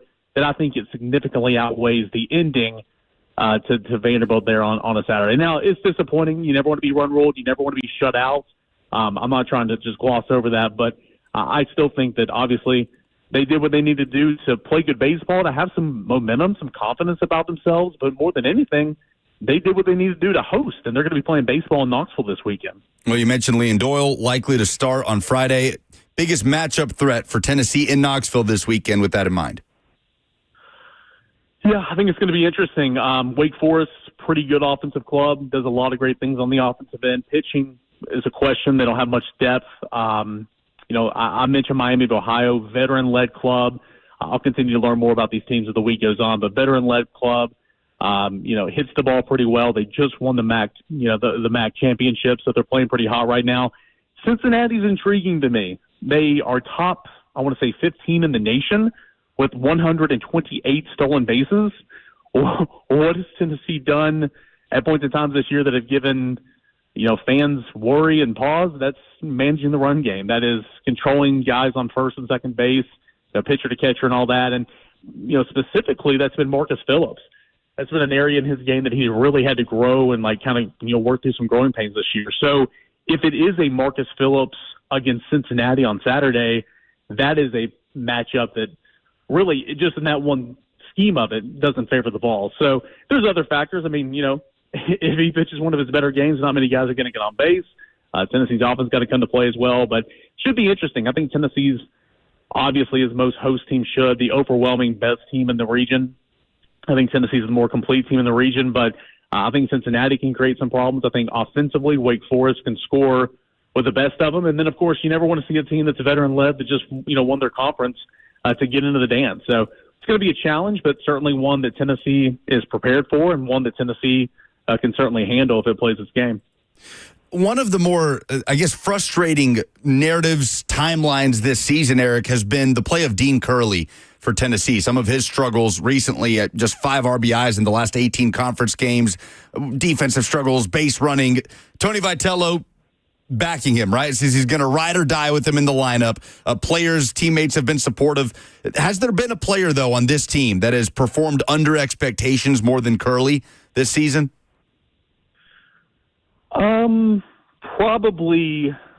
Probably not. Yeah, probably not. I mean, again, first round draft pick. The expectations are that we'll see if he's still a first round draft pick. I think some of the latest, rankings have him, somewhere towards the second round, but he's going to be a high draft pick this summer. A guy that was a true freshman, starting shortstop for the national champions, starting shortstop for Team USA in the summer college league. He had a lot of hype coming in, and he switched to the number 1, which is of course worn by Christian Moore, and we know about the legendary status that SEMO left campus here. So, I think he certainly has some ups and downs. Now, he's made a lot of good plays that nobody wants to talk about. I think his move across the infield to second base, he's made quite a few plays over at second base that nobody's really talking about. I think the error on Wednesday. Andrew Fisher, it was a situation where he went to go throw it, and Andrew Fisher wasn't at the bag yet, and he kind of choked up a little bit. And, Andrew Fisher went straight to the bag. I think he might have been playing back a little bit. They just weren't in sync, and that's unfortunate. But nonetheless, I think Dean Curley, he's hitting the ball really, really well the past couple of weeks. He's adding some stability in that heart of the order. But to answer your question in terms of anybody else that has underperformed more on this team, I'd probably say no, just because the expectations were so high for a Dean Curley. He's having a pretty good year, hitting-wise, stats-wise, all that, but overall, just from where the expectations were, I'd probably say no.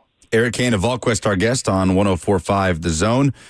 Health-wise, where are things with this team heading into the postseason, Eric? Yeah, pretty healthy. Gavin Keelan, of course, he had that hamstring mid-season. He's been back. He's playing shortstop. There were some questions about why he didn't make it to third. He only ended up on second base in that Texas game in extra innings. And he said in post game that, he was watching thought it was a home run. So that was that. But no, he's doing well. Again, I mentioned Liam Doyle. He's been dealing with a blister, and unless you just rest it, it's not going to get better, but you can manage it. And he and, Tennessee's, medical staff and everything, they've had a plan for the past month or so. So they're working on that and everything. But that's just something that, he's got to work throughout the week and throughout his starts. It's not something that really affects him up until it gets to 80 to 90 pitches or something. But he's still pitching. He's good. Outside of that, that's a pretty healthy baseball team. For the most part, and you can't really ask for much more heading into postseason play. It's been such an interesting season from just a storyline perspective, right? Under Tony Vitello, coming off of the national championship, the undefeated start to the year, this sort of school of thought that Tennessee could just pencil right back in as a national title contender, and then the struggles and the inconsistency and the slight surge in the SEC tournament, at least to get back to hosting in a regional. So as the dust settles on that and we look ahead to the postseason, where are you kind of landing on the baseline expectation on what would determine success for this team in the postseason, just given the context of the ups and downs of 2025 and the big picture of the standard that Tony Vitello has kind of brought back into this program? Well, it's kind of like you look at, March Madness and the bracket every single year. Okay, you're a 3 seed, you need to go this far. Oh, you're a 2 seed, you need to go to the Elite Eight. And, based on the bracket, you can kind of determine, okay, well, was this a successful run? Based on that logic, Tennessee's hosting a regional. Tennessee needs to win this regional. Tennessee would be, in all likelihood, if Arkansas won its regional, Tennessee won its regional. Tennessee would travel to Arkansas for supers. And you have Arkansas that's the number 3 overall seed. And if Tennessee weren't able to win that super regional, then that's where the season ends. And that's, kind of based on the brackets, based on the seeding where Tennessee is supposed to end. But the expectations are always super high. You've been to Omaha 3 of the past 5 years. You coming off a national championship. And as you mentioned, you were the last Division I team to lose a game. You started 20-0. So I think it's important to remember that this game is really hard. This league is really hard. And last year's team was absolutely historic in terms of what they did at the plate in the lineup, with all the, double-digit home runs and the 5 guys who hit more than 20 home runs or whatever it was. That's not this team. But this team has so much talent. Talent has never been the issue for this team. Loads of talent. And when they're hitting the way that they're hitting in Hoover and the way that they started to hit in Fayetteville, in the regular season, this is a very dangerous team. And I think the offense can certainly bail out some of the pitching at times, whenever chaos ensues, whenever you get into postseason play. So nobody wants to play Tennessee right now. Nobody wants to travel to Tennessee. Nobody wanted to host Tennessee in a regional. Tennessee's a dangerous team, and this program knows how to play and knows how to win games when the calendar flips to June. So I think Tennessee's a very dangerous team, one of the more talented teams left in the field.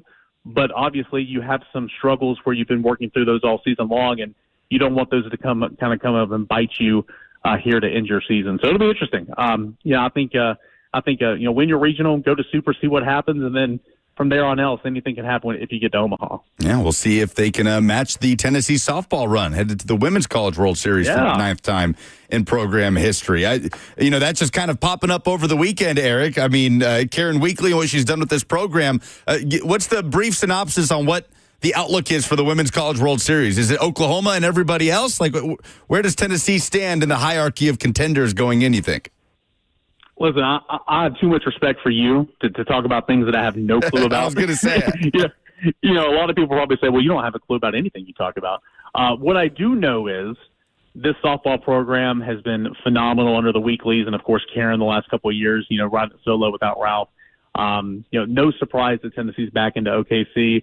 Losing the game on Friday, there was a lot of outrage, but to see Tennessee come back and win on Saturday, Sunday, the way that she utilized her pitchers, when to do all that, and of course, Pickens is phenomenal. It's such a joy to watch her throw. So, awesome to see the Lady Vols go back to OKC. Really excited, but do know historically, Oklahoma is a really, really good program. So obviously you don't want to play the Sooners. Yeah, I just operate under that assumption that it's Oklahoma and everybody else every year until they prove otherwise. I'm right there with you. Yeah. Before we let you go, Eric, Joey Aguilar, he's on campus. We knew this. You guys have done the reporting on it for the last few weeks.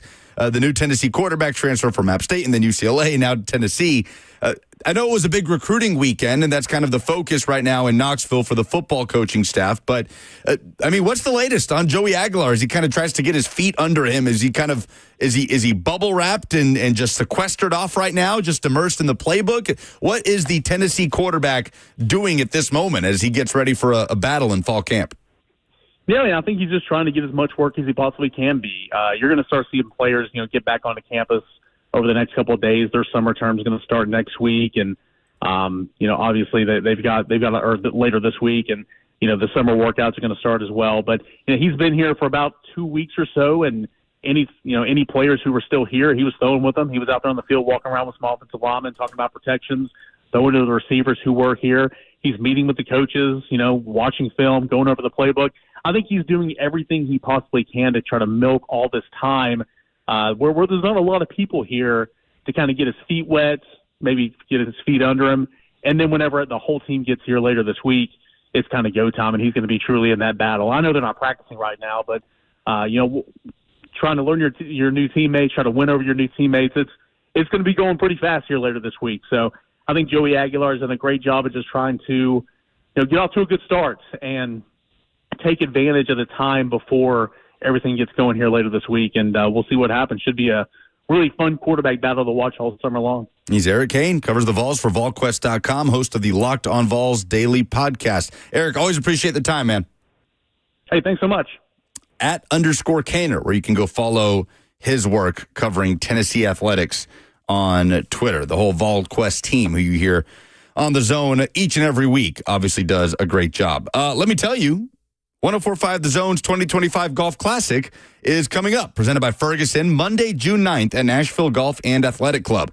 Located in the heart of Cool Springs, this historic golf course features breathtaking panoramic views of the beautiful Middle Tennessee countryside. So purchase your team today and choose between 2 flights, 8 a.m. or 1 p.m., and spend the day teeing off with us. Teams are almost sold out, so get there quick. For more info or to purchase a team, visit 1045thezone.com. Again, Monday, June 9th at Nashville Golf and Athletic Club, presented by Ferguson. We'll be broadcasting live, the whole crew out there, 6 a.m.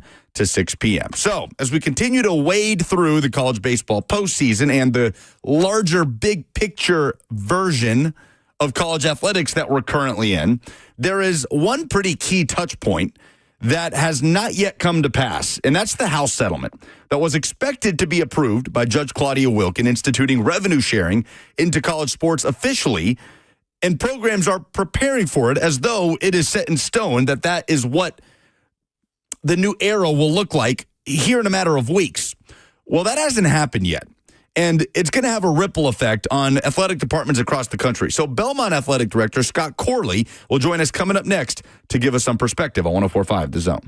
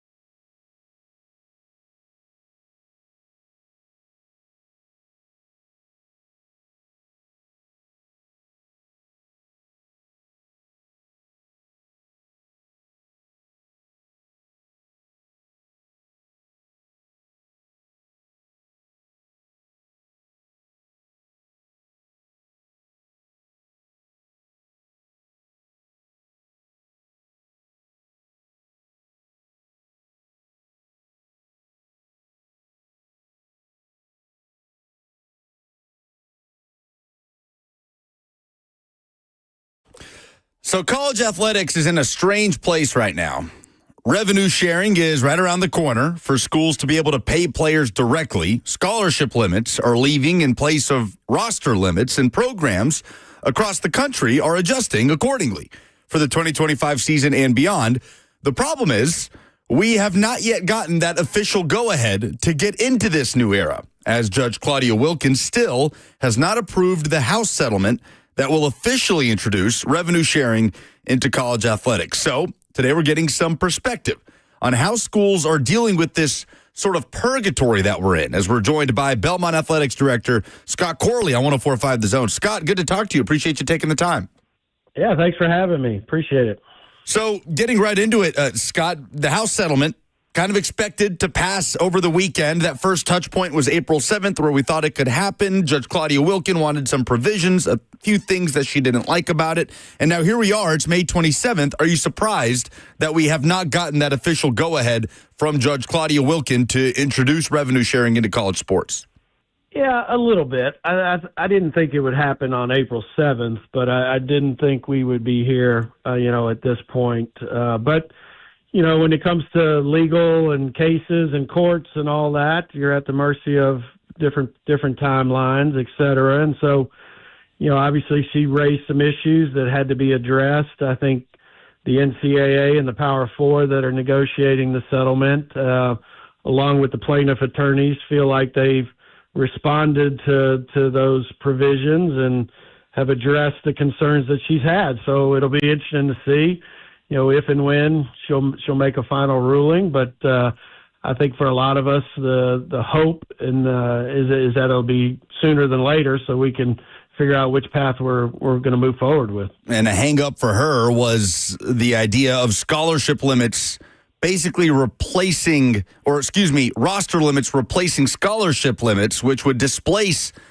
thousands of student athletes, Scott, across the country at every level, right? Because I think one thing a lot of maybe the layman does is think about this through the lens of how it affects power conference programs. But for schools like Belmont, for athletic departments like Belmont, there's a pretty big ripple effect here. How closely have you guys been watching this?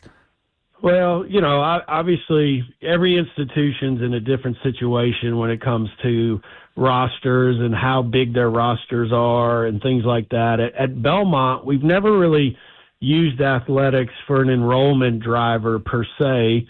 The school's been fortunate enough to grow over the years just because of, the university's reputation being in Nashville, et cetera. So for us, the roster limit situation wasn't as a determining factor on whether you were going to opt into the settlement or not. But the Power Four who have to opt into the settlement, in many cases, I'm hearing a lot of schools, they were, 160 athletes over the entire amount of roster limits. So that was going to have a huge impact.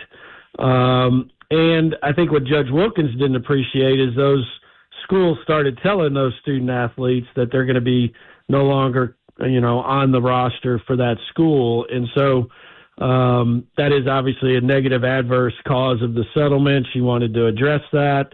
But every school is different. Even in the Missouri Valley, there's certainly some schools that did not want to opt in because of the fact, they may have to cut 30 to 40 people off of their enrollment. And we're all facing some enrollment challenges as higher education's going through the enrollment cliff that people have heard about, where there's less 18-year-olds that'll be, looking to go to colleges. So there's definitely a ripple effect. Some of it is you're trying to anticipate, okay, of those 160 at X school, they've got to now find a new place. And could Belmont be a place for them, in the sense because we're not having to cut any roster, limits because we're just not in that situation. So it's definitely a puzzle, and it's a lot of cause and effect, and it's going to affect people differently. Belmont Athletic Director Scott Corley with us talking about the House settlement that has not yet been approved by Judge Claudia Wilkins, as revenue sharing is right around the corner, just not official, Scott. And it feels like a lot of programs and athletic departments are making long-lasting decisions in anticipation of this happening, and it hasn't happened yet. Kind of putting the cart before the horse, but almost out of necessity, right, for programs and departments to be prepared for this new era. So How have schools, I mean, I'll just let you speak for Belmont, obviously. How has Belmont tried to prepare for this new era when we consider revenue sharing and the amount of money that schools will be able to disperse to student athletes? But I imagine it's faulty to think that figure that's been floated around, $22 million, applies to any athletic department in the country. Like, how much more complicated is this when you really start to zoom in for programs like the one that you run? Well, I mean, for us and most schools at our level, we knew all along we're not in a situation where we can rev share up to the cap, right? And so, at the same time, though, you've got to be putting a plan in place that you think is best for your university. Assuming the House settlement was going to happen, I just think you have to assume that and you have to plan for that. And if it doesn't happen, then you have to pivot. But I just feel like there's been so much work and time and effort and, between the plaintiffs' attorneys and the NCAA and all that. And Judge Wilkins basically did say it was a fair settlement outside of that roster limit issue. So I think you've got to assume it's going to happen. And so you then start going down that course of action, right? And for most schools like us, the way you're going to be able to rev share, it's based on how much money you're able to raise from your donor base. And so we've obviously been having conversations with our supporters and educating them on what the change means and whether or not, you have a collective or not. And, in different schools, again, are in different situations with that. And so for us, we made the decision we're going to opt in and we're going to, try to raise as much money as we can from donors that want to give to Belmont University, still tax exempt, things like that. And the proceeds can then be used to, do the rev share where you feel it's appropriate. But, I think you still got to go under that assumption, and you've got to, when you're having those conversations with donors, you just got to be very transparent and educate them on, none of this takes place until the settlement is done. And once that happens, we'll be back in touch with you and figure out, where we go from there. So that's the hardest part, is certainly you really can't make any formal definitive moves, but you've got a plan like this thing's going to happen. Interesting stuff right now. Kind of this limbo state then? I mean, what is that like from your vantage point, Scott? I mean, as you're trying to manage an entire athletic department that has had a lot of success in the past year, I might add, trying to sort of continue this ascension, Belmont in the Missouri Valley in several sports, yet to be in this sort of limbo pattern, I imagine has to be a slightly frustrating thing for people in your position. It is. I mean, it's hard to, it's hard to lead when you really are going through such murky waters and you don't know what it's going to look like, how it's going to be enforced, how all these other things are going to come into play. But what I try to remind myself and remind our coaches is, let's continue to focus on the things that we can control, and that is, how we approach our work. At the end of the day, we still need to be investing in our coaches and student athletes and making sure that, for our coaches, that they have the tools to succeed. For our student athletes, just make sure they have a great experience, right? I mean, so many of our student athletes still come to Belmont for all the right reasons that they did 5 years ago. They want to get a great education. They want to come to a great university in a great city that plays at a high level of Division I athletics. And, we've got to continue to keep that in mind. And at the end of the day, I try to tell myself and if we do everything we can and we pour into these student athletes, and at the end of the day, they still feel like they want to go in the portal and they may be chasing money or whatever, as long as we gave them a great student athlete experience, I can live with that. It's not easy. And sometimes you got to take your emotions out of it when you pour into these kids, and they still, a lot of them will say, well, I love everything about Belmont, but I want to get in the portal and see what my value is. That's hard.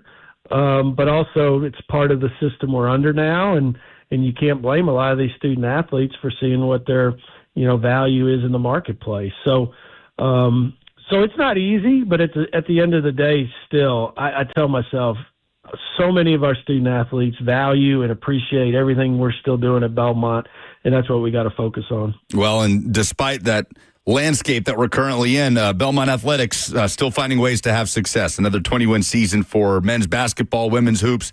getting to the WBIT title, softball into the postseason. So I imagine that makes it a little bit easier, Scott, when you've got coaches that are able to kind of wade through those issues and still find ways to win on the field and on the court.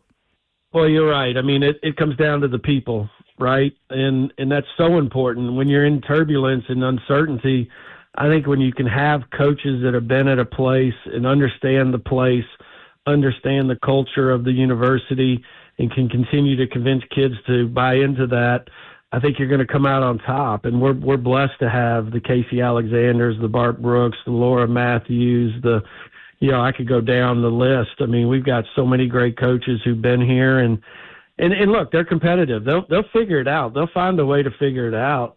But one thing we're not going to do is stray from our core values, and we're going to continue to pour into our student athletes, in so many different levels. And I think ultimately that's going to be a winning formula at the end of the day, despite all these challenges.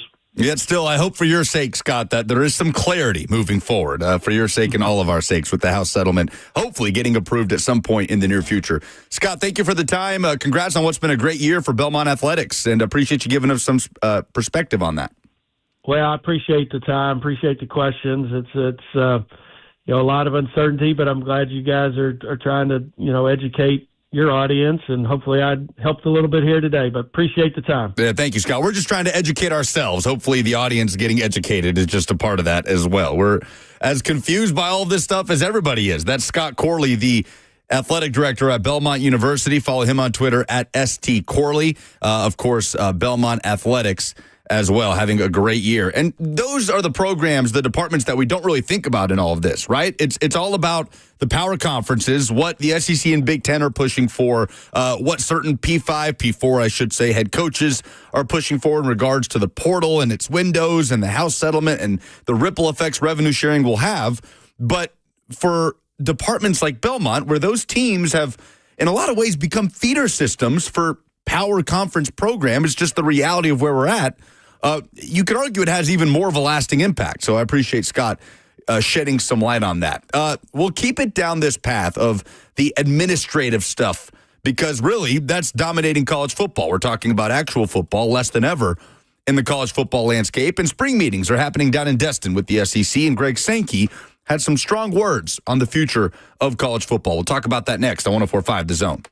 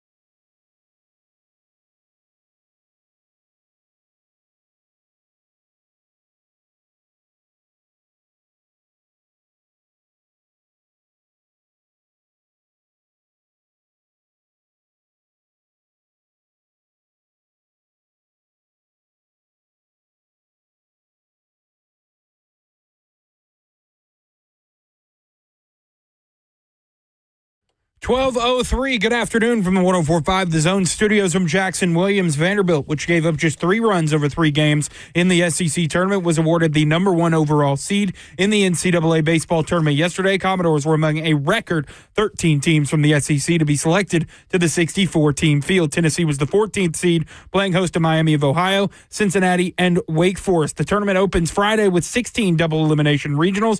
Winners advance to 8 best-of-3 super regionals. Those winners move on to the Men's College World Series in Omaha beginning June 13th. In NFL news, speaking of Vanderbilt, former Commodore Zach Cunningham is signing with the Lions. The former Titan Cunningham played in 20 games the past 2 seasons with 89 total tackles. For foundation repair and waterproofing needs, you need to visit USSTN.com. Breaking news at once on your home for the Titans and Vols. This is 104.5 The Zone.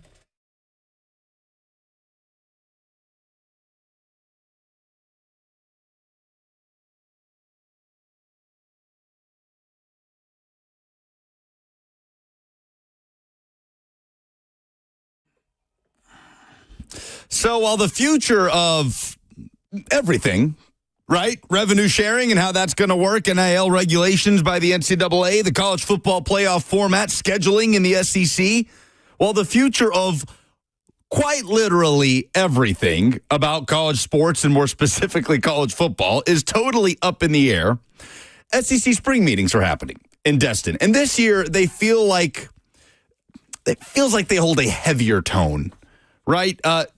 I don't know if you remember Jackson, who I guess has kidnapped Robert and duct taped him and put him in a broom closet. What's going on back there? I look up and suddenly I'm looking at you through the glass. I've decided I'm taking over. I want all the power.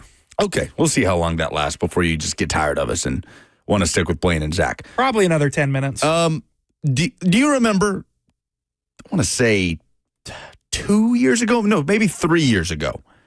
The Jimbo Fisher, how could you not? The Jimbo Fisher rant calling a press conference to go at Nick Saban and call him every FCC name in the book? Yes, I do remember that. Jimbo Fisher calling that presser when Nick Saban said that Texas A&M paid for their entire recruiting class, which they obviously did. And then Jimbo literally called a presser to go scorched earth on Nick Saban to talk about the skeletons in his closet.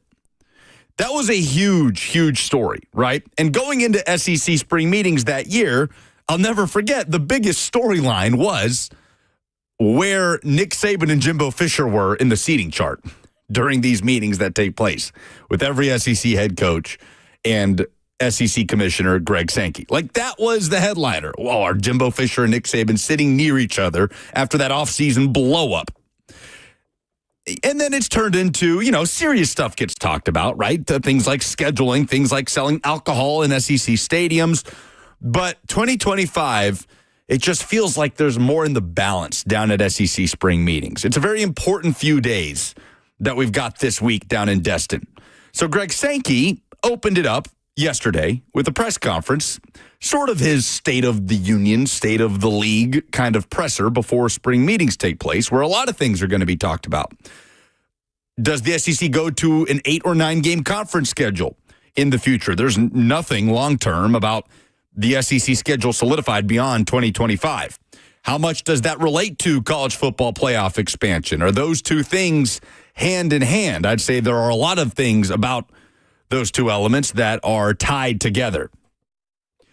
And the SEC is aligned right now with the Big Ten in trying to basically manipulate how the college football playoff looks moving forward. We've talked about it, the 4-4-2-2-1 model. 4 automatic qualifiers for the SEC, 4 for the Big Ten, 2 for the ACC, 2 for the Big 12, 1 for the Group of 5. And obviously, ACC and Big 12 commissioners not so thrilled about the idea of getting boxed out by 2 spots from the SEC and Big Ten automatically. So there's a lot of talk and war of words and barbs being thrown by commissioners and lawyers and all of these important people in college football that don't coach or play college football. And the good of the game has been brought up a time or two. And Greg Sankey was posed a question about the good of the game and maybe if what the SEC is doing is detrimental to that. And this is Greg Sankey meeting with media yesterday down in Destin. Look at a track record. We didn't need 12. Did we say that 4? We would have had half the 4 last year. I don't need lectures from others about good of the game. I don't lecture others about good of the game. And coordinating press releases about good of the game. Again, okay, you can issue your press statement, but I'm actually looking for ideas to move us forward. So, Ralph, I'll go back and say, I thought the 12-team design was really well considered at the time.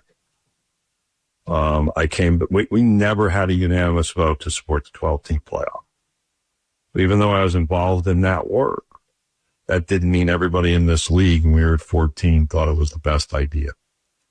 But you engage in that type of problem solving. Our 8 or 9 game schedule, that goes back to really 2018. We've been talking about eliminating divisions from 2018 forward, and we expanded. So it became a different conversation, and the shape of that conversation has changed over time. We have to make a decision.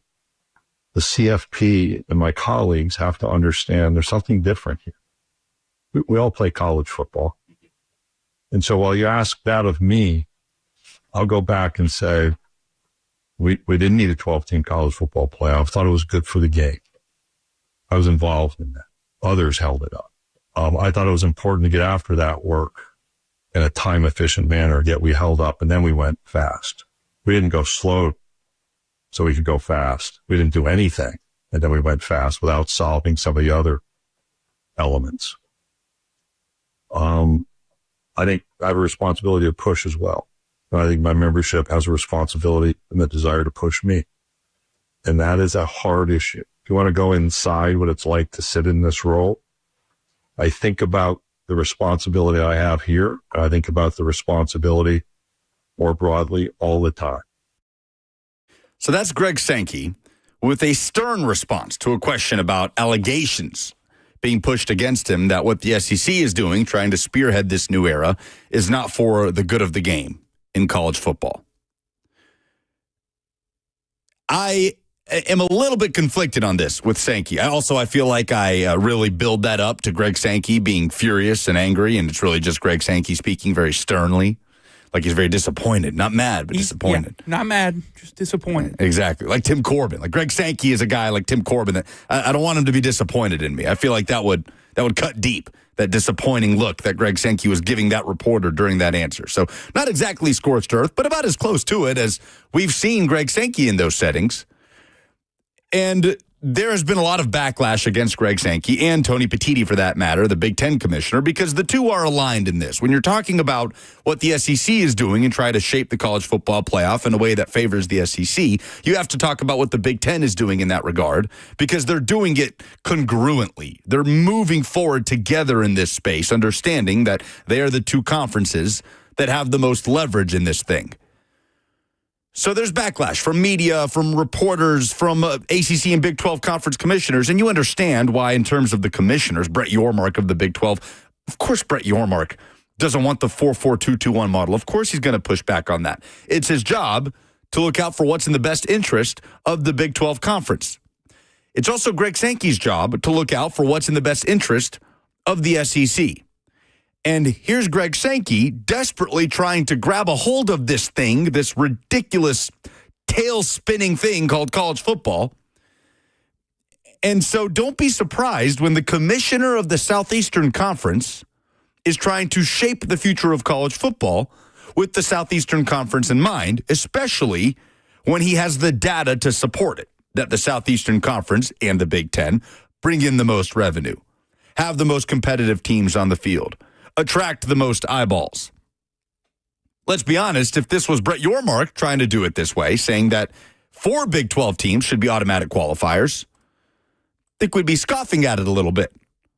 There would be more laughter at the Big 12 if that was the approach than there is towards Greg Sankey. There's more anger towards Greg Sankey in the SEC because everybody knows that they have the most leverage, and that's what upsets them.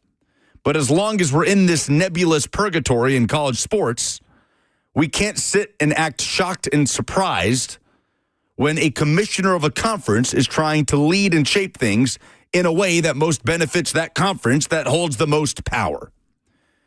Greg Sankey is doing his job, and I don't love the format that he and Tony Petitti are proposing that's getting all of this pushback. I really don't. I could have lived with the 14 playoff. I like the 12-team playoff. I like the 12-team playoff. I'm worried, to be honest, Jackson, that the 12-team playoff in the 2025 format with straight seeding, where 4 highest-ranked conference champs get automatic bids, but everything else is straight seeding. I'm worried that this is going to be the best version of the playoff before we nuke it with whatever 16-team format that's going to come about in 2026. Like, it feels like 2025 is this holding pattern of a 12-team playoff, but we'll tweak the seeding a little bit before we can get to the 16-team where you might have 4 AQs for the SEC and Big Ten. That's my fear, is that, no, this actually, what we might be about to see is the best version of the playoff. Yeah, we will look back on these as the good old days. Oh, God. Of the 12-team playoff with straight seeding. Yeah, the good old days. All 2 years of the 12-team playoff. So everything is chaos right now. Everybody's angry at each other, and there are a lot of important discussions happening. The 8 versus 9 game conference slate is directly tied to the potential expansion of the playoff. If you're the SEC, you're not going to 9 games until you get more money from ESPN with that current rights deal. ESPN reportedly has conceded that they will pay more money for a 9-game slate, but what other concessions does the SEC need to go to that 9-game slate? And how does the playoff factor into that? This is what happens when there is no leadership. You have people that are trying to be leaders, but are going to be on the lookout for what most benefits the party that they actually lead, that they are actually tasked with leading. Greg Sankey's not the commissioner of college football. He's the commissioner of the SEC, but here he is acting in a pseudo commissioner of college football role because we don't have one, and it's chaos right now. And I really wish we weren't beating that dead horse so constantly, but every time this rolls back around and we talk about college football without actually talking about college football, because it's all about litigation and playoff formats and house settlements and revenue sharing, it's just where the sport is right now. And it's frustrating for everybody involved, but the meetings happening down in Destin could play a pretty heavy role in shaping what that looks like moving forward. Because right now, I don't know of anybody that is on that platform more than Greg Sankey and Tony Petitti, much to the chagrin of other conference commissioners. There is a quarterback, a high-profile NFL quarterback, that is not showing up for voluntary OTAs. We'll talk about that. And Brian Callahan, how he can avoid the hot seat in 2025. We'll do that next on 104.5 The Zone.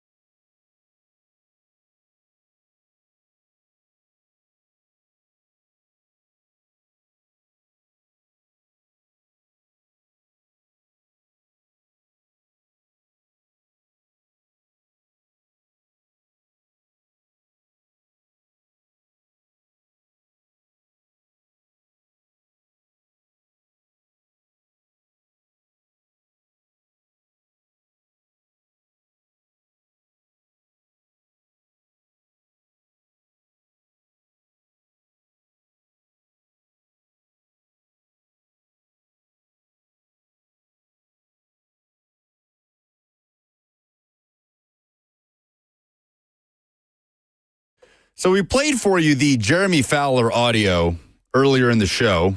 In fact, Robert, who's back in the control room now, what is going on? This conveyor belt of hosts and producers today. Buck's on the morning show, so I'm in here, and I thought it was me and you for 3 hours. Then I look up, and it's Jackson, and now you're back.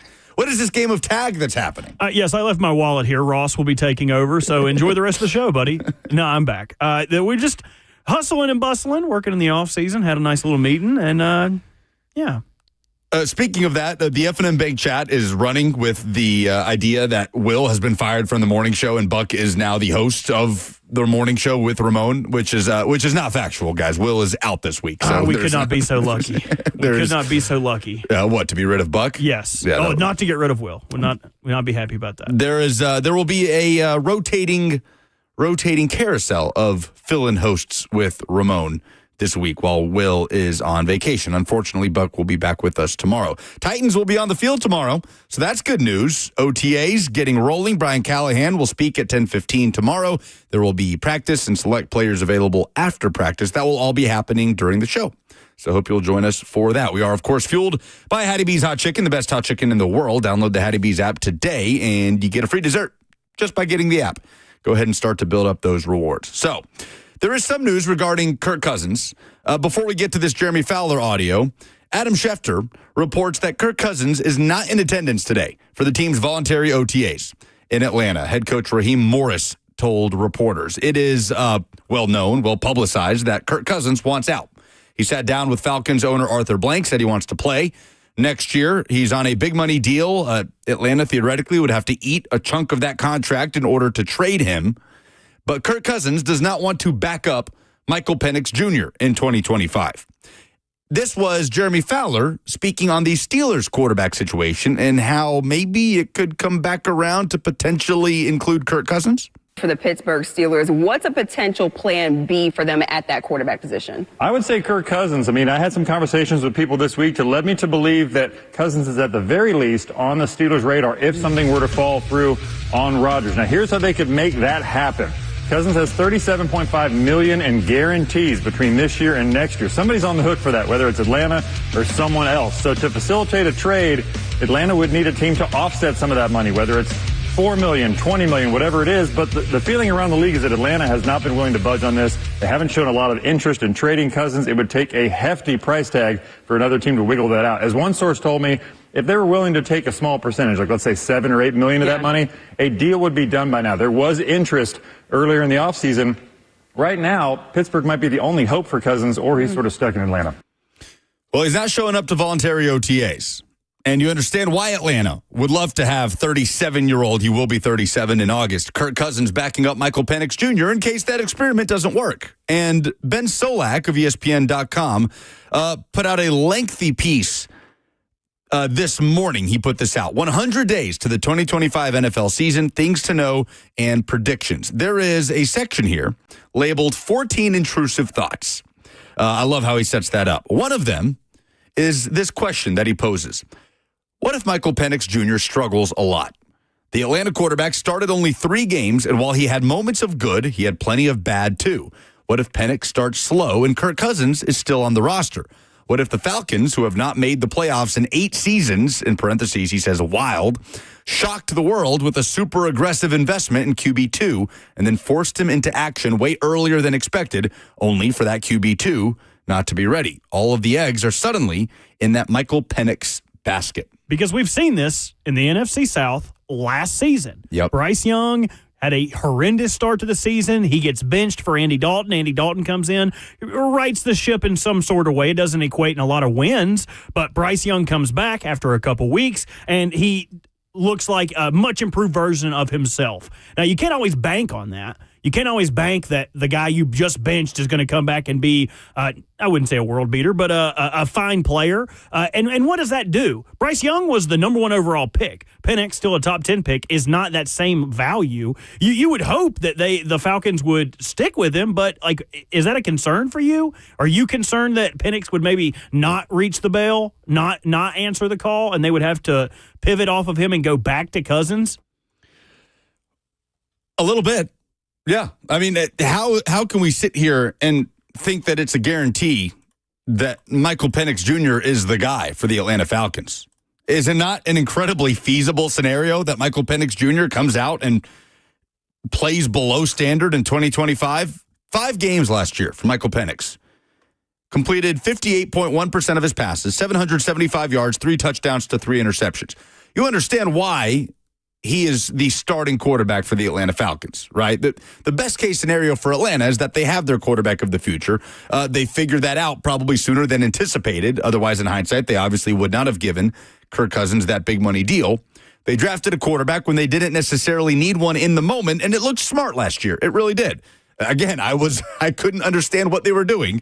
And then a few months later, I was like, oh, man, genius move by the Atlanta Falcons to draft Michael Penix Jr. But what if he comes out and falls flat the way Bryce Young did? And Bryce Young came back in and turned it around. But you understand why the Atlanta Falcons would love to have Kirk Cousins in their back pocket. If that's not the case, you also understand why Kirk Cousins wants to play football this year. So I am fascinated, Robert, to see just how much of a standoff we get here between Cousins and the Falcons. Something else that is interesting in this is if Aaron Rodgers is to be believed. Have you heard this audio? Have you guys already played this when I was absent? Let's hear it again. Okay, so go ahead. This is Aaron Rodgers being asked at a fan event if he would be willing to play for the Bears this upcoming season. Will Aaron Rodgers ever go to the Bears? Oh, boy. Security, can we get her out of here? I need some security. Security, can you take it easy on her? No, but I believe there's a team that might play in Chicago this year. Let's go! On a road trip. I don't know. I'm not sure. Gotta check it out. Are you speaking in code? I love Chicago, though. Way more than they love me. It's been a great relationship, all one way. Yeah, we get it. You beat the hell out of him. I also love the reaction from the crowd off of this girl. It's almost like she was like, Mr. Aaron Rodgers, did the moon landing actually happen? Oh, boy. And security, can we get her out of here? So it seems like Aaron is hinting at this. One of the teams that plays in Chicago this year, the Steelers, are on that list. If you were going to give it a percent, if you were going to handicap it, what percent chance do you give Aaron Rodgers in signing with Pittsburgh? Because once he does, this Kirk Cousins dream is over with. Yeah. The dream for Kirk Cousins specifically, right? It's better for Kirk Cousins if Aaron Rodgers doesn't sign with Pittsburgh and says, no, I'm going to retire, right, after all this charade. I will play for the Bears. I'm really starting to like Chicago. No, I put it at, I feel so foolish to put it at 90%, but because I'm going to leave the door cracked for Aaron Rodgers to be Aaron Rodgers and pull us all along. And, I'm going to do it. Oh no, I'm not. No, I'm going to retire. But it feels like it's there at the finish line. Oh, the poor Steelers, man. Like they've never been the team to get drug along like this. This is crazy. Like let Le'Veon Bell sit out a whole year. Hell with him. We have another running back. Who cares?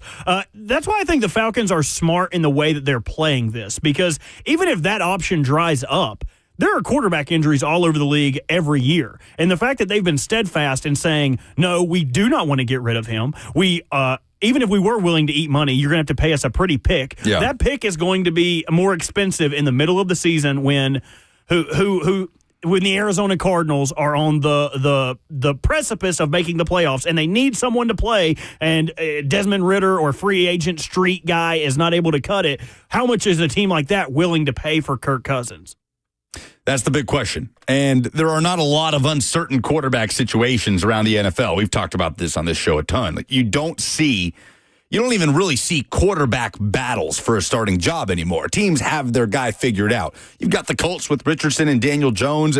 There are some instances, yes, but the Pittsburgh Steelers are far and away the most uncertain quarterback situation in the NFL.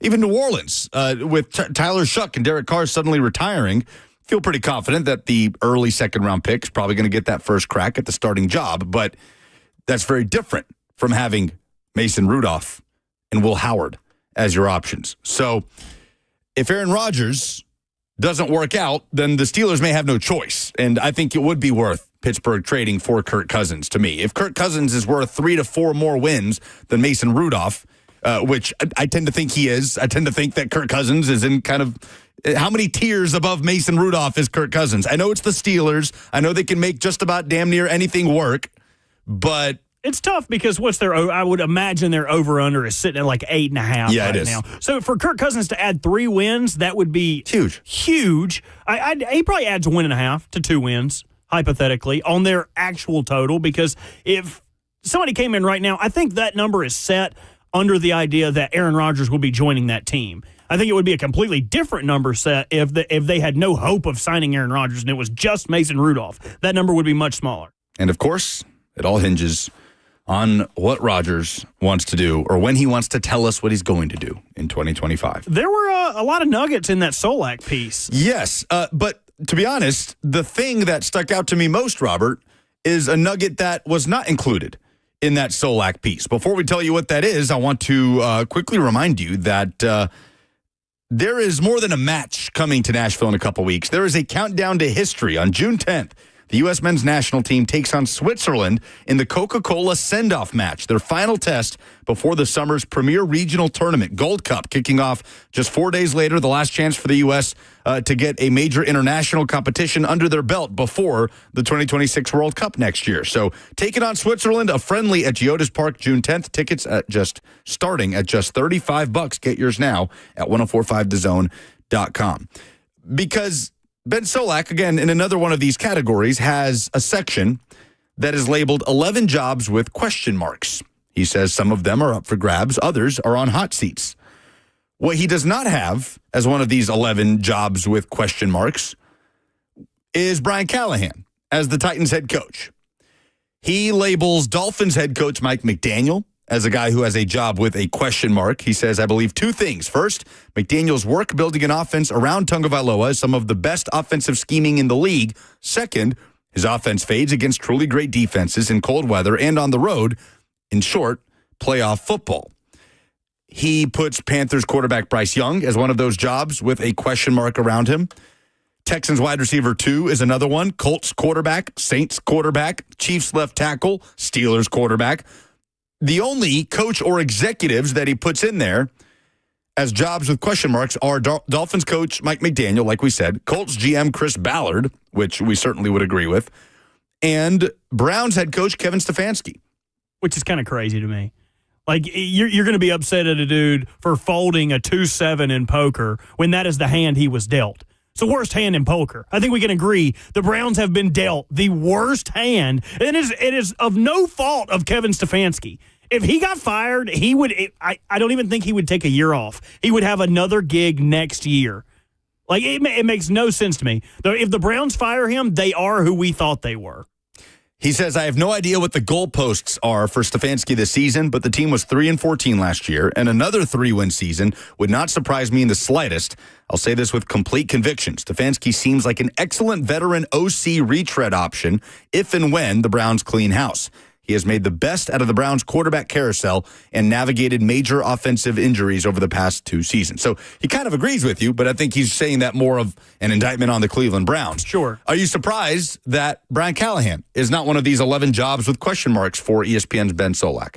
You know what? The closer we get to the season, I'm not, because they had, last year they had a great offseason, but had a good offseason, didn't overspend, didn't overexert themselves, adding too many frivolous pieces that don't exactly have a pathway or aren't the best to get on the field. But the optimism that surrounds a number 1 overall quarterback cannot be understated. Yeah. Like the fact that he's coming in here, and if he shows a semblance of being a franchise quarterback going forward, you would be doing yourself a disservice to dislodge the man who's in charge of putting this offense together. So now, okay, you're going to bring someone else in Cam Ward's second year to totally rehaul the offense. Yeah. That would hurt his development, in my opinion. So right now, I would agree with him in leaving Brian Callahan off that list. Now, if we get to October, the beginning of November, and they got 1 win, 2 wins staring in the face, maybe the seat would start to warm up. But currently, I am not under that impression. Yeah, because that's the obvious next question, right? How does Brian Callahan avoid the hot seat narrative in 2025?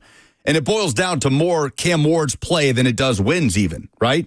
We understand if the wins come, if the Titans win 7 games in 2025, it's a massive improvement.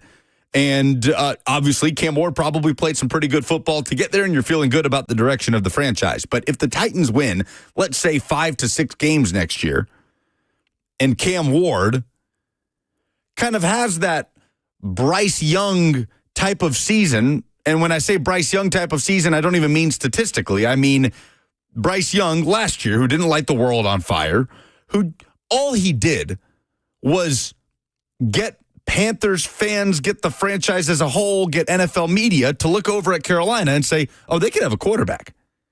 To me, that's all Cam Ward has to do in 2025 for Brian Callahan's job to be safe. And maybe that's me overestimating the patience element for Amy Adams-Strunk, but that's where I am for Brian Callahan. For me, in my personal estimation, he avoids hot seat discussion if we finish the season or get close to the end of the season thinking, oh, they've got something with this kid.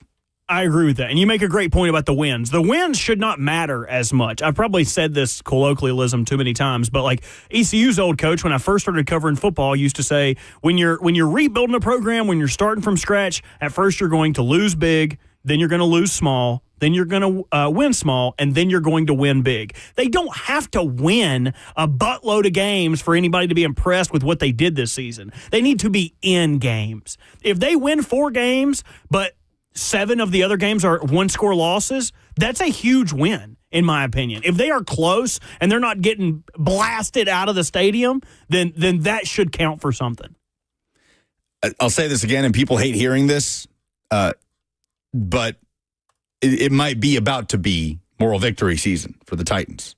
And people don't want to say moral victories exist in the NFL, but in a lot of situations they do. When the Carolina Panthers was it the Chiefs to overtime? They didn't take the Chiefs to overtime, but coming out of the bye week, they had just won 2 games with Bryce Young back in the lineup. And going into week 12, they took the Chiefs to the brink, lost 30-27 at home to lose, I don't know, their 8th game of the season. That was a moral victory. Bryce Young went toe-to-toe with Pat Mahomes and the Chiefs. He played really well in that game. The following week, they took the Bucs to the brink, lost in overtime, 26-23. In what was a huge game for the Bucs' playoff hopes. For the Panthers, that was a moral victory. 1 game after that, they lose by a possession to the Eagles on the road to fall to 3-10, but they hung with them. It was a moral victory. So I'm not saying that the Titans are going to be 5-12 like the Panthers were. I have no idea how many games the Titans will win next year, but there will be moments like that where the Titans don't win the game, but we come in here on a Monday feeling okay about the Titans and their general direction, understanding how long of a rebuild this is. And to note your Panthers point, in that Ben Solak piece, one of his what the hell did he label these things? 10 bold predictions that you shouldn't aggregate unless they end up being correct. One of his bold predictions is that the Panthers will go 9-8. He says, I'm not sure if I actually believe this, as I have my Bryce Young doubts. But what I like so much about the Panthers is what's around Young, Dave Canales, and the rest of the Titans team, as they have the goods and appear to have a future coach of the year. Is this a similar way that we could be talking about Brian Callahan in his year 3 if Cam Ward does well? That would be the best case scenario, in my opinion. Last call for phone calls if you want to chime in on it. 615-737-1045. We'll take your calls and do the polls. Wrap up the show next.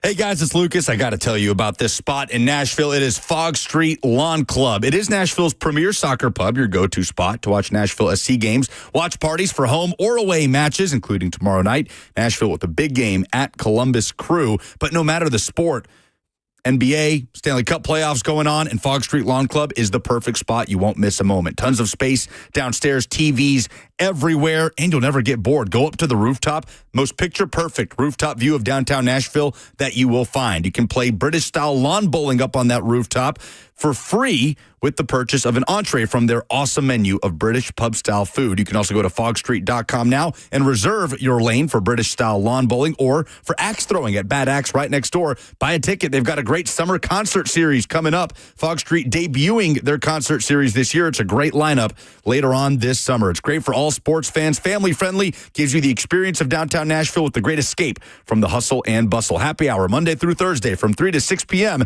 And check them out at Fog Street Lawn Club.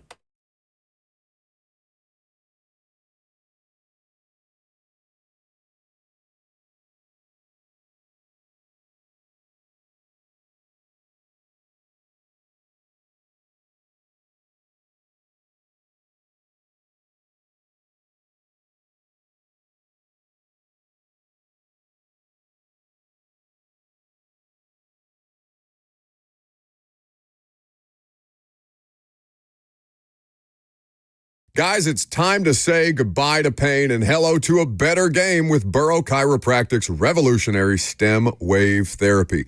Whether you're a golfer, whether you're an athlete, whether you're just somebody who's starting to get up there in age and your body's feeling a little more creaky than it used to. Stem wave therapy is a non-invasive, cutting-edge treatment designed to help golfers get back on the course pain-free.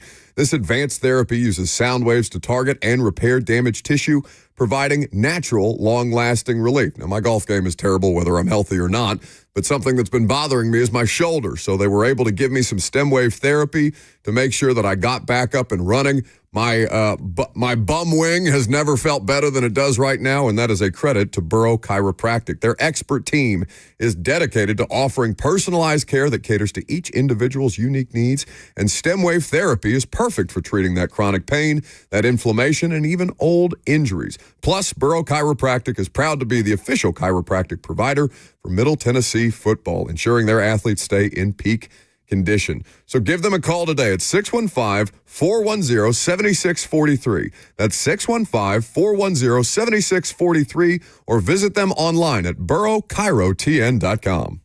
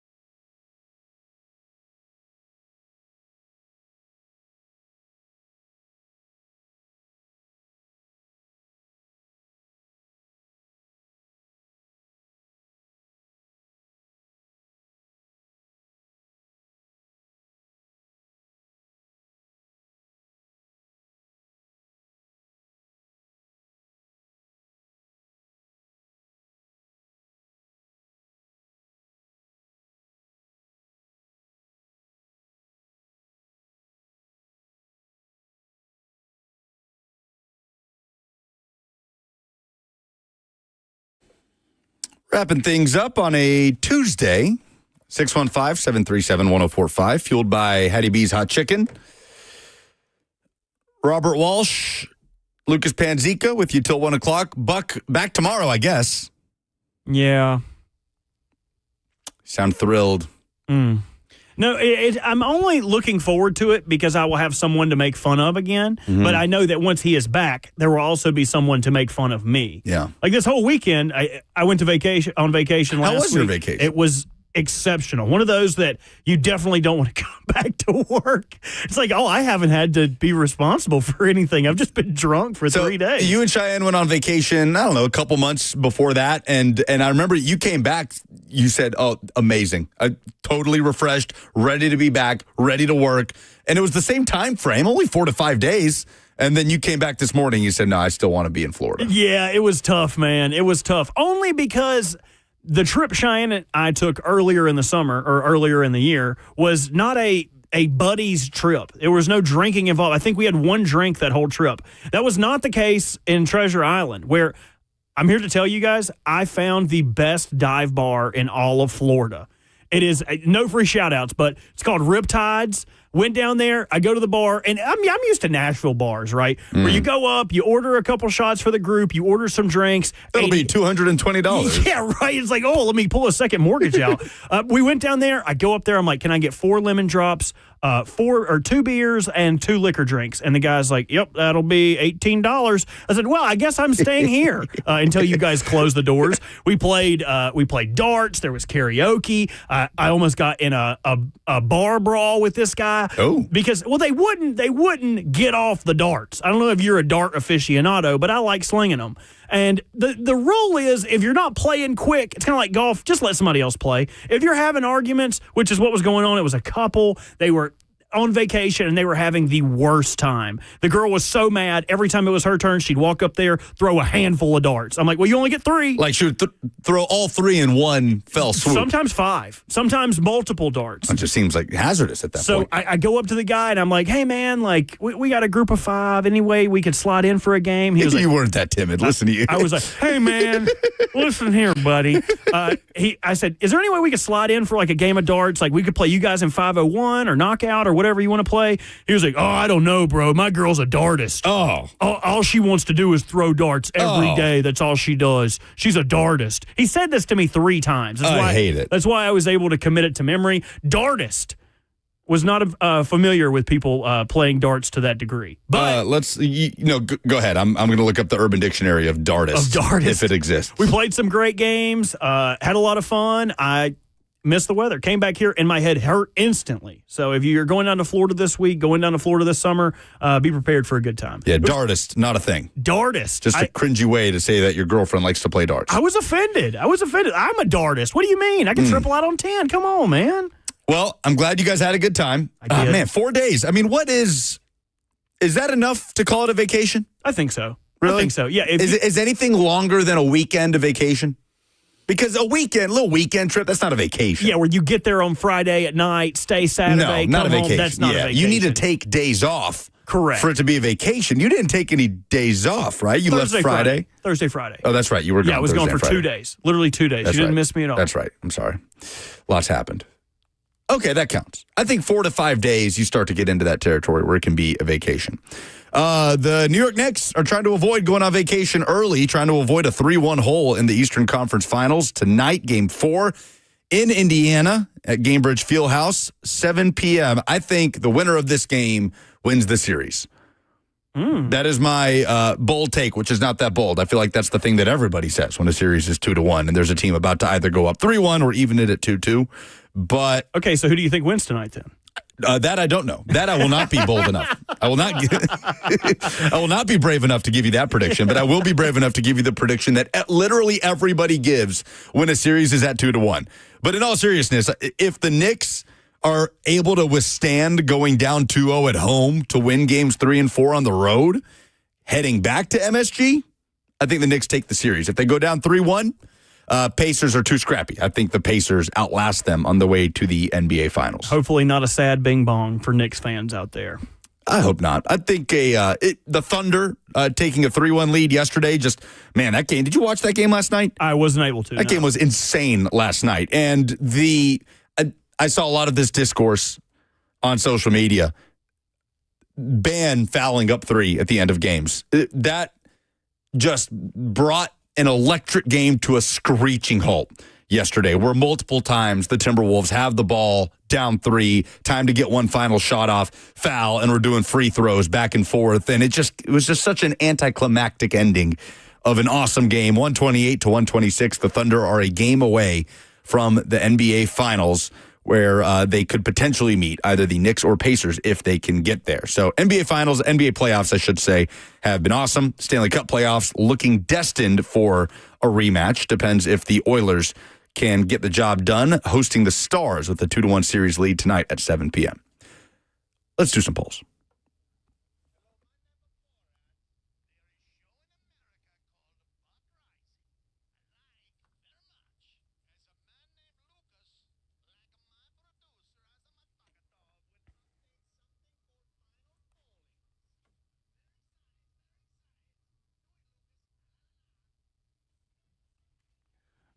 The polls brought to you by Two Rivers Ford, the most trusted Ford dealership in all of the South. What in sports made you say, oh no, this week? UW chiming in with Buck not wanting to do 7 hours of radio today. He's also off on primetime tonight, so he could have done us a favor. He could have done us a favor and wanted to come in here and hang out with us. Absolute loafer.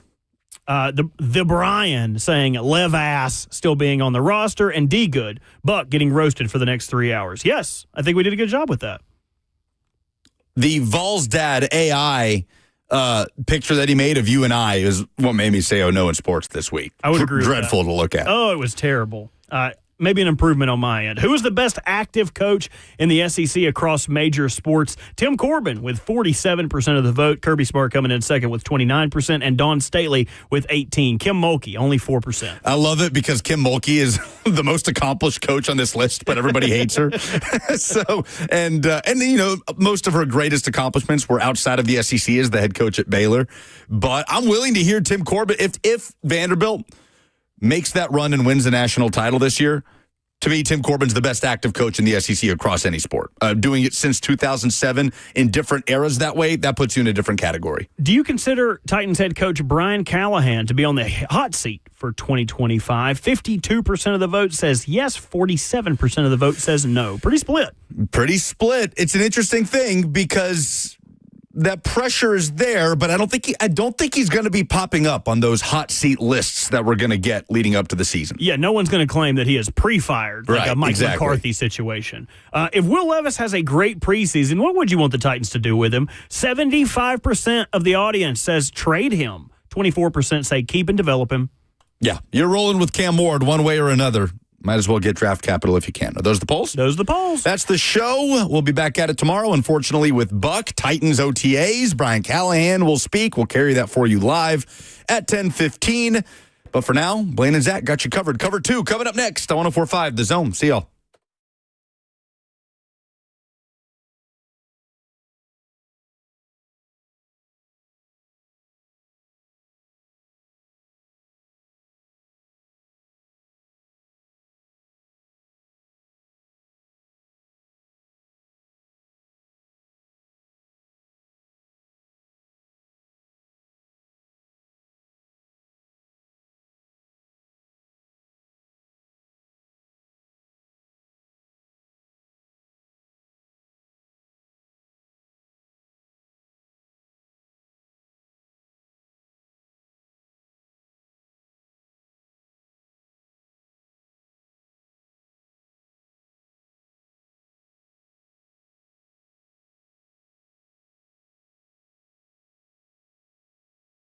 Don't fake financial wherewithal. Make sure that you have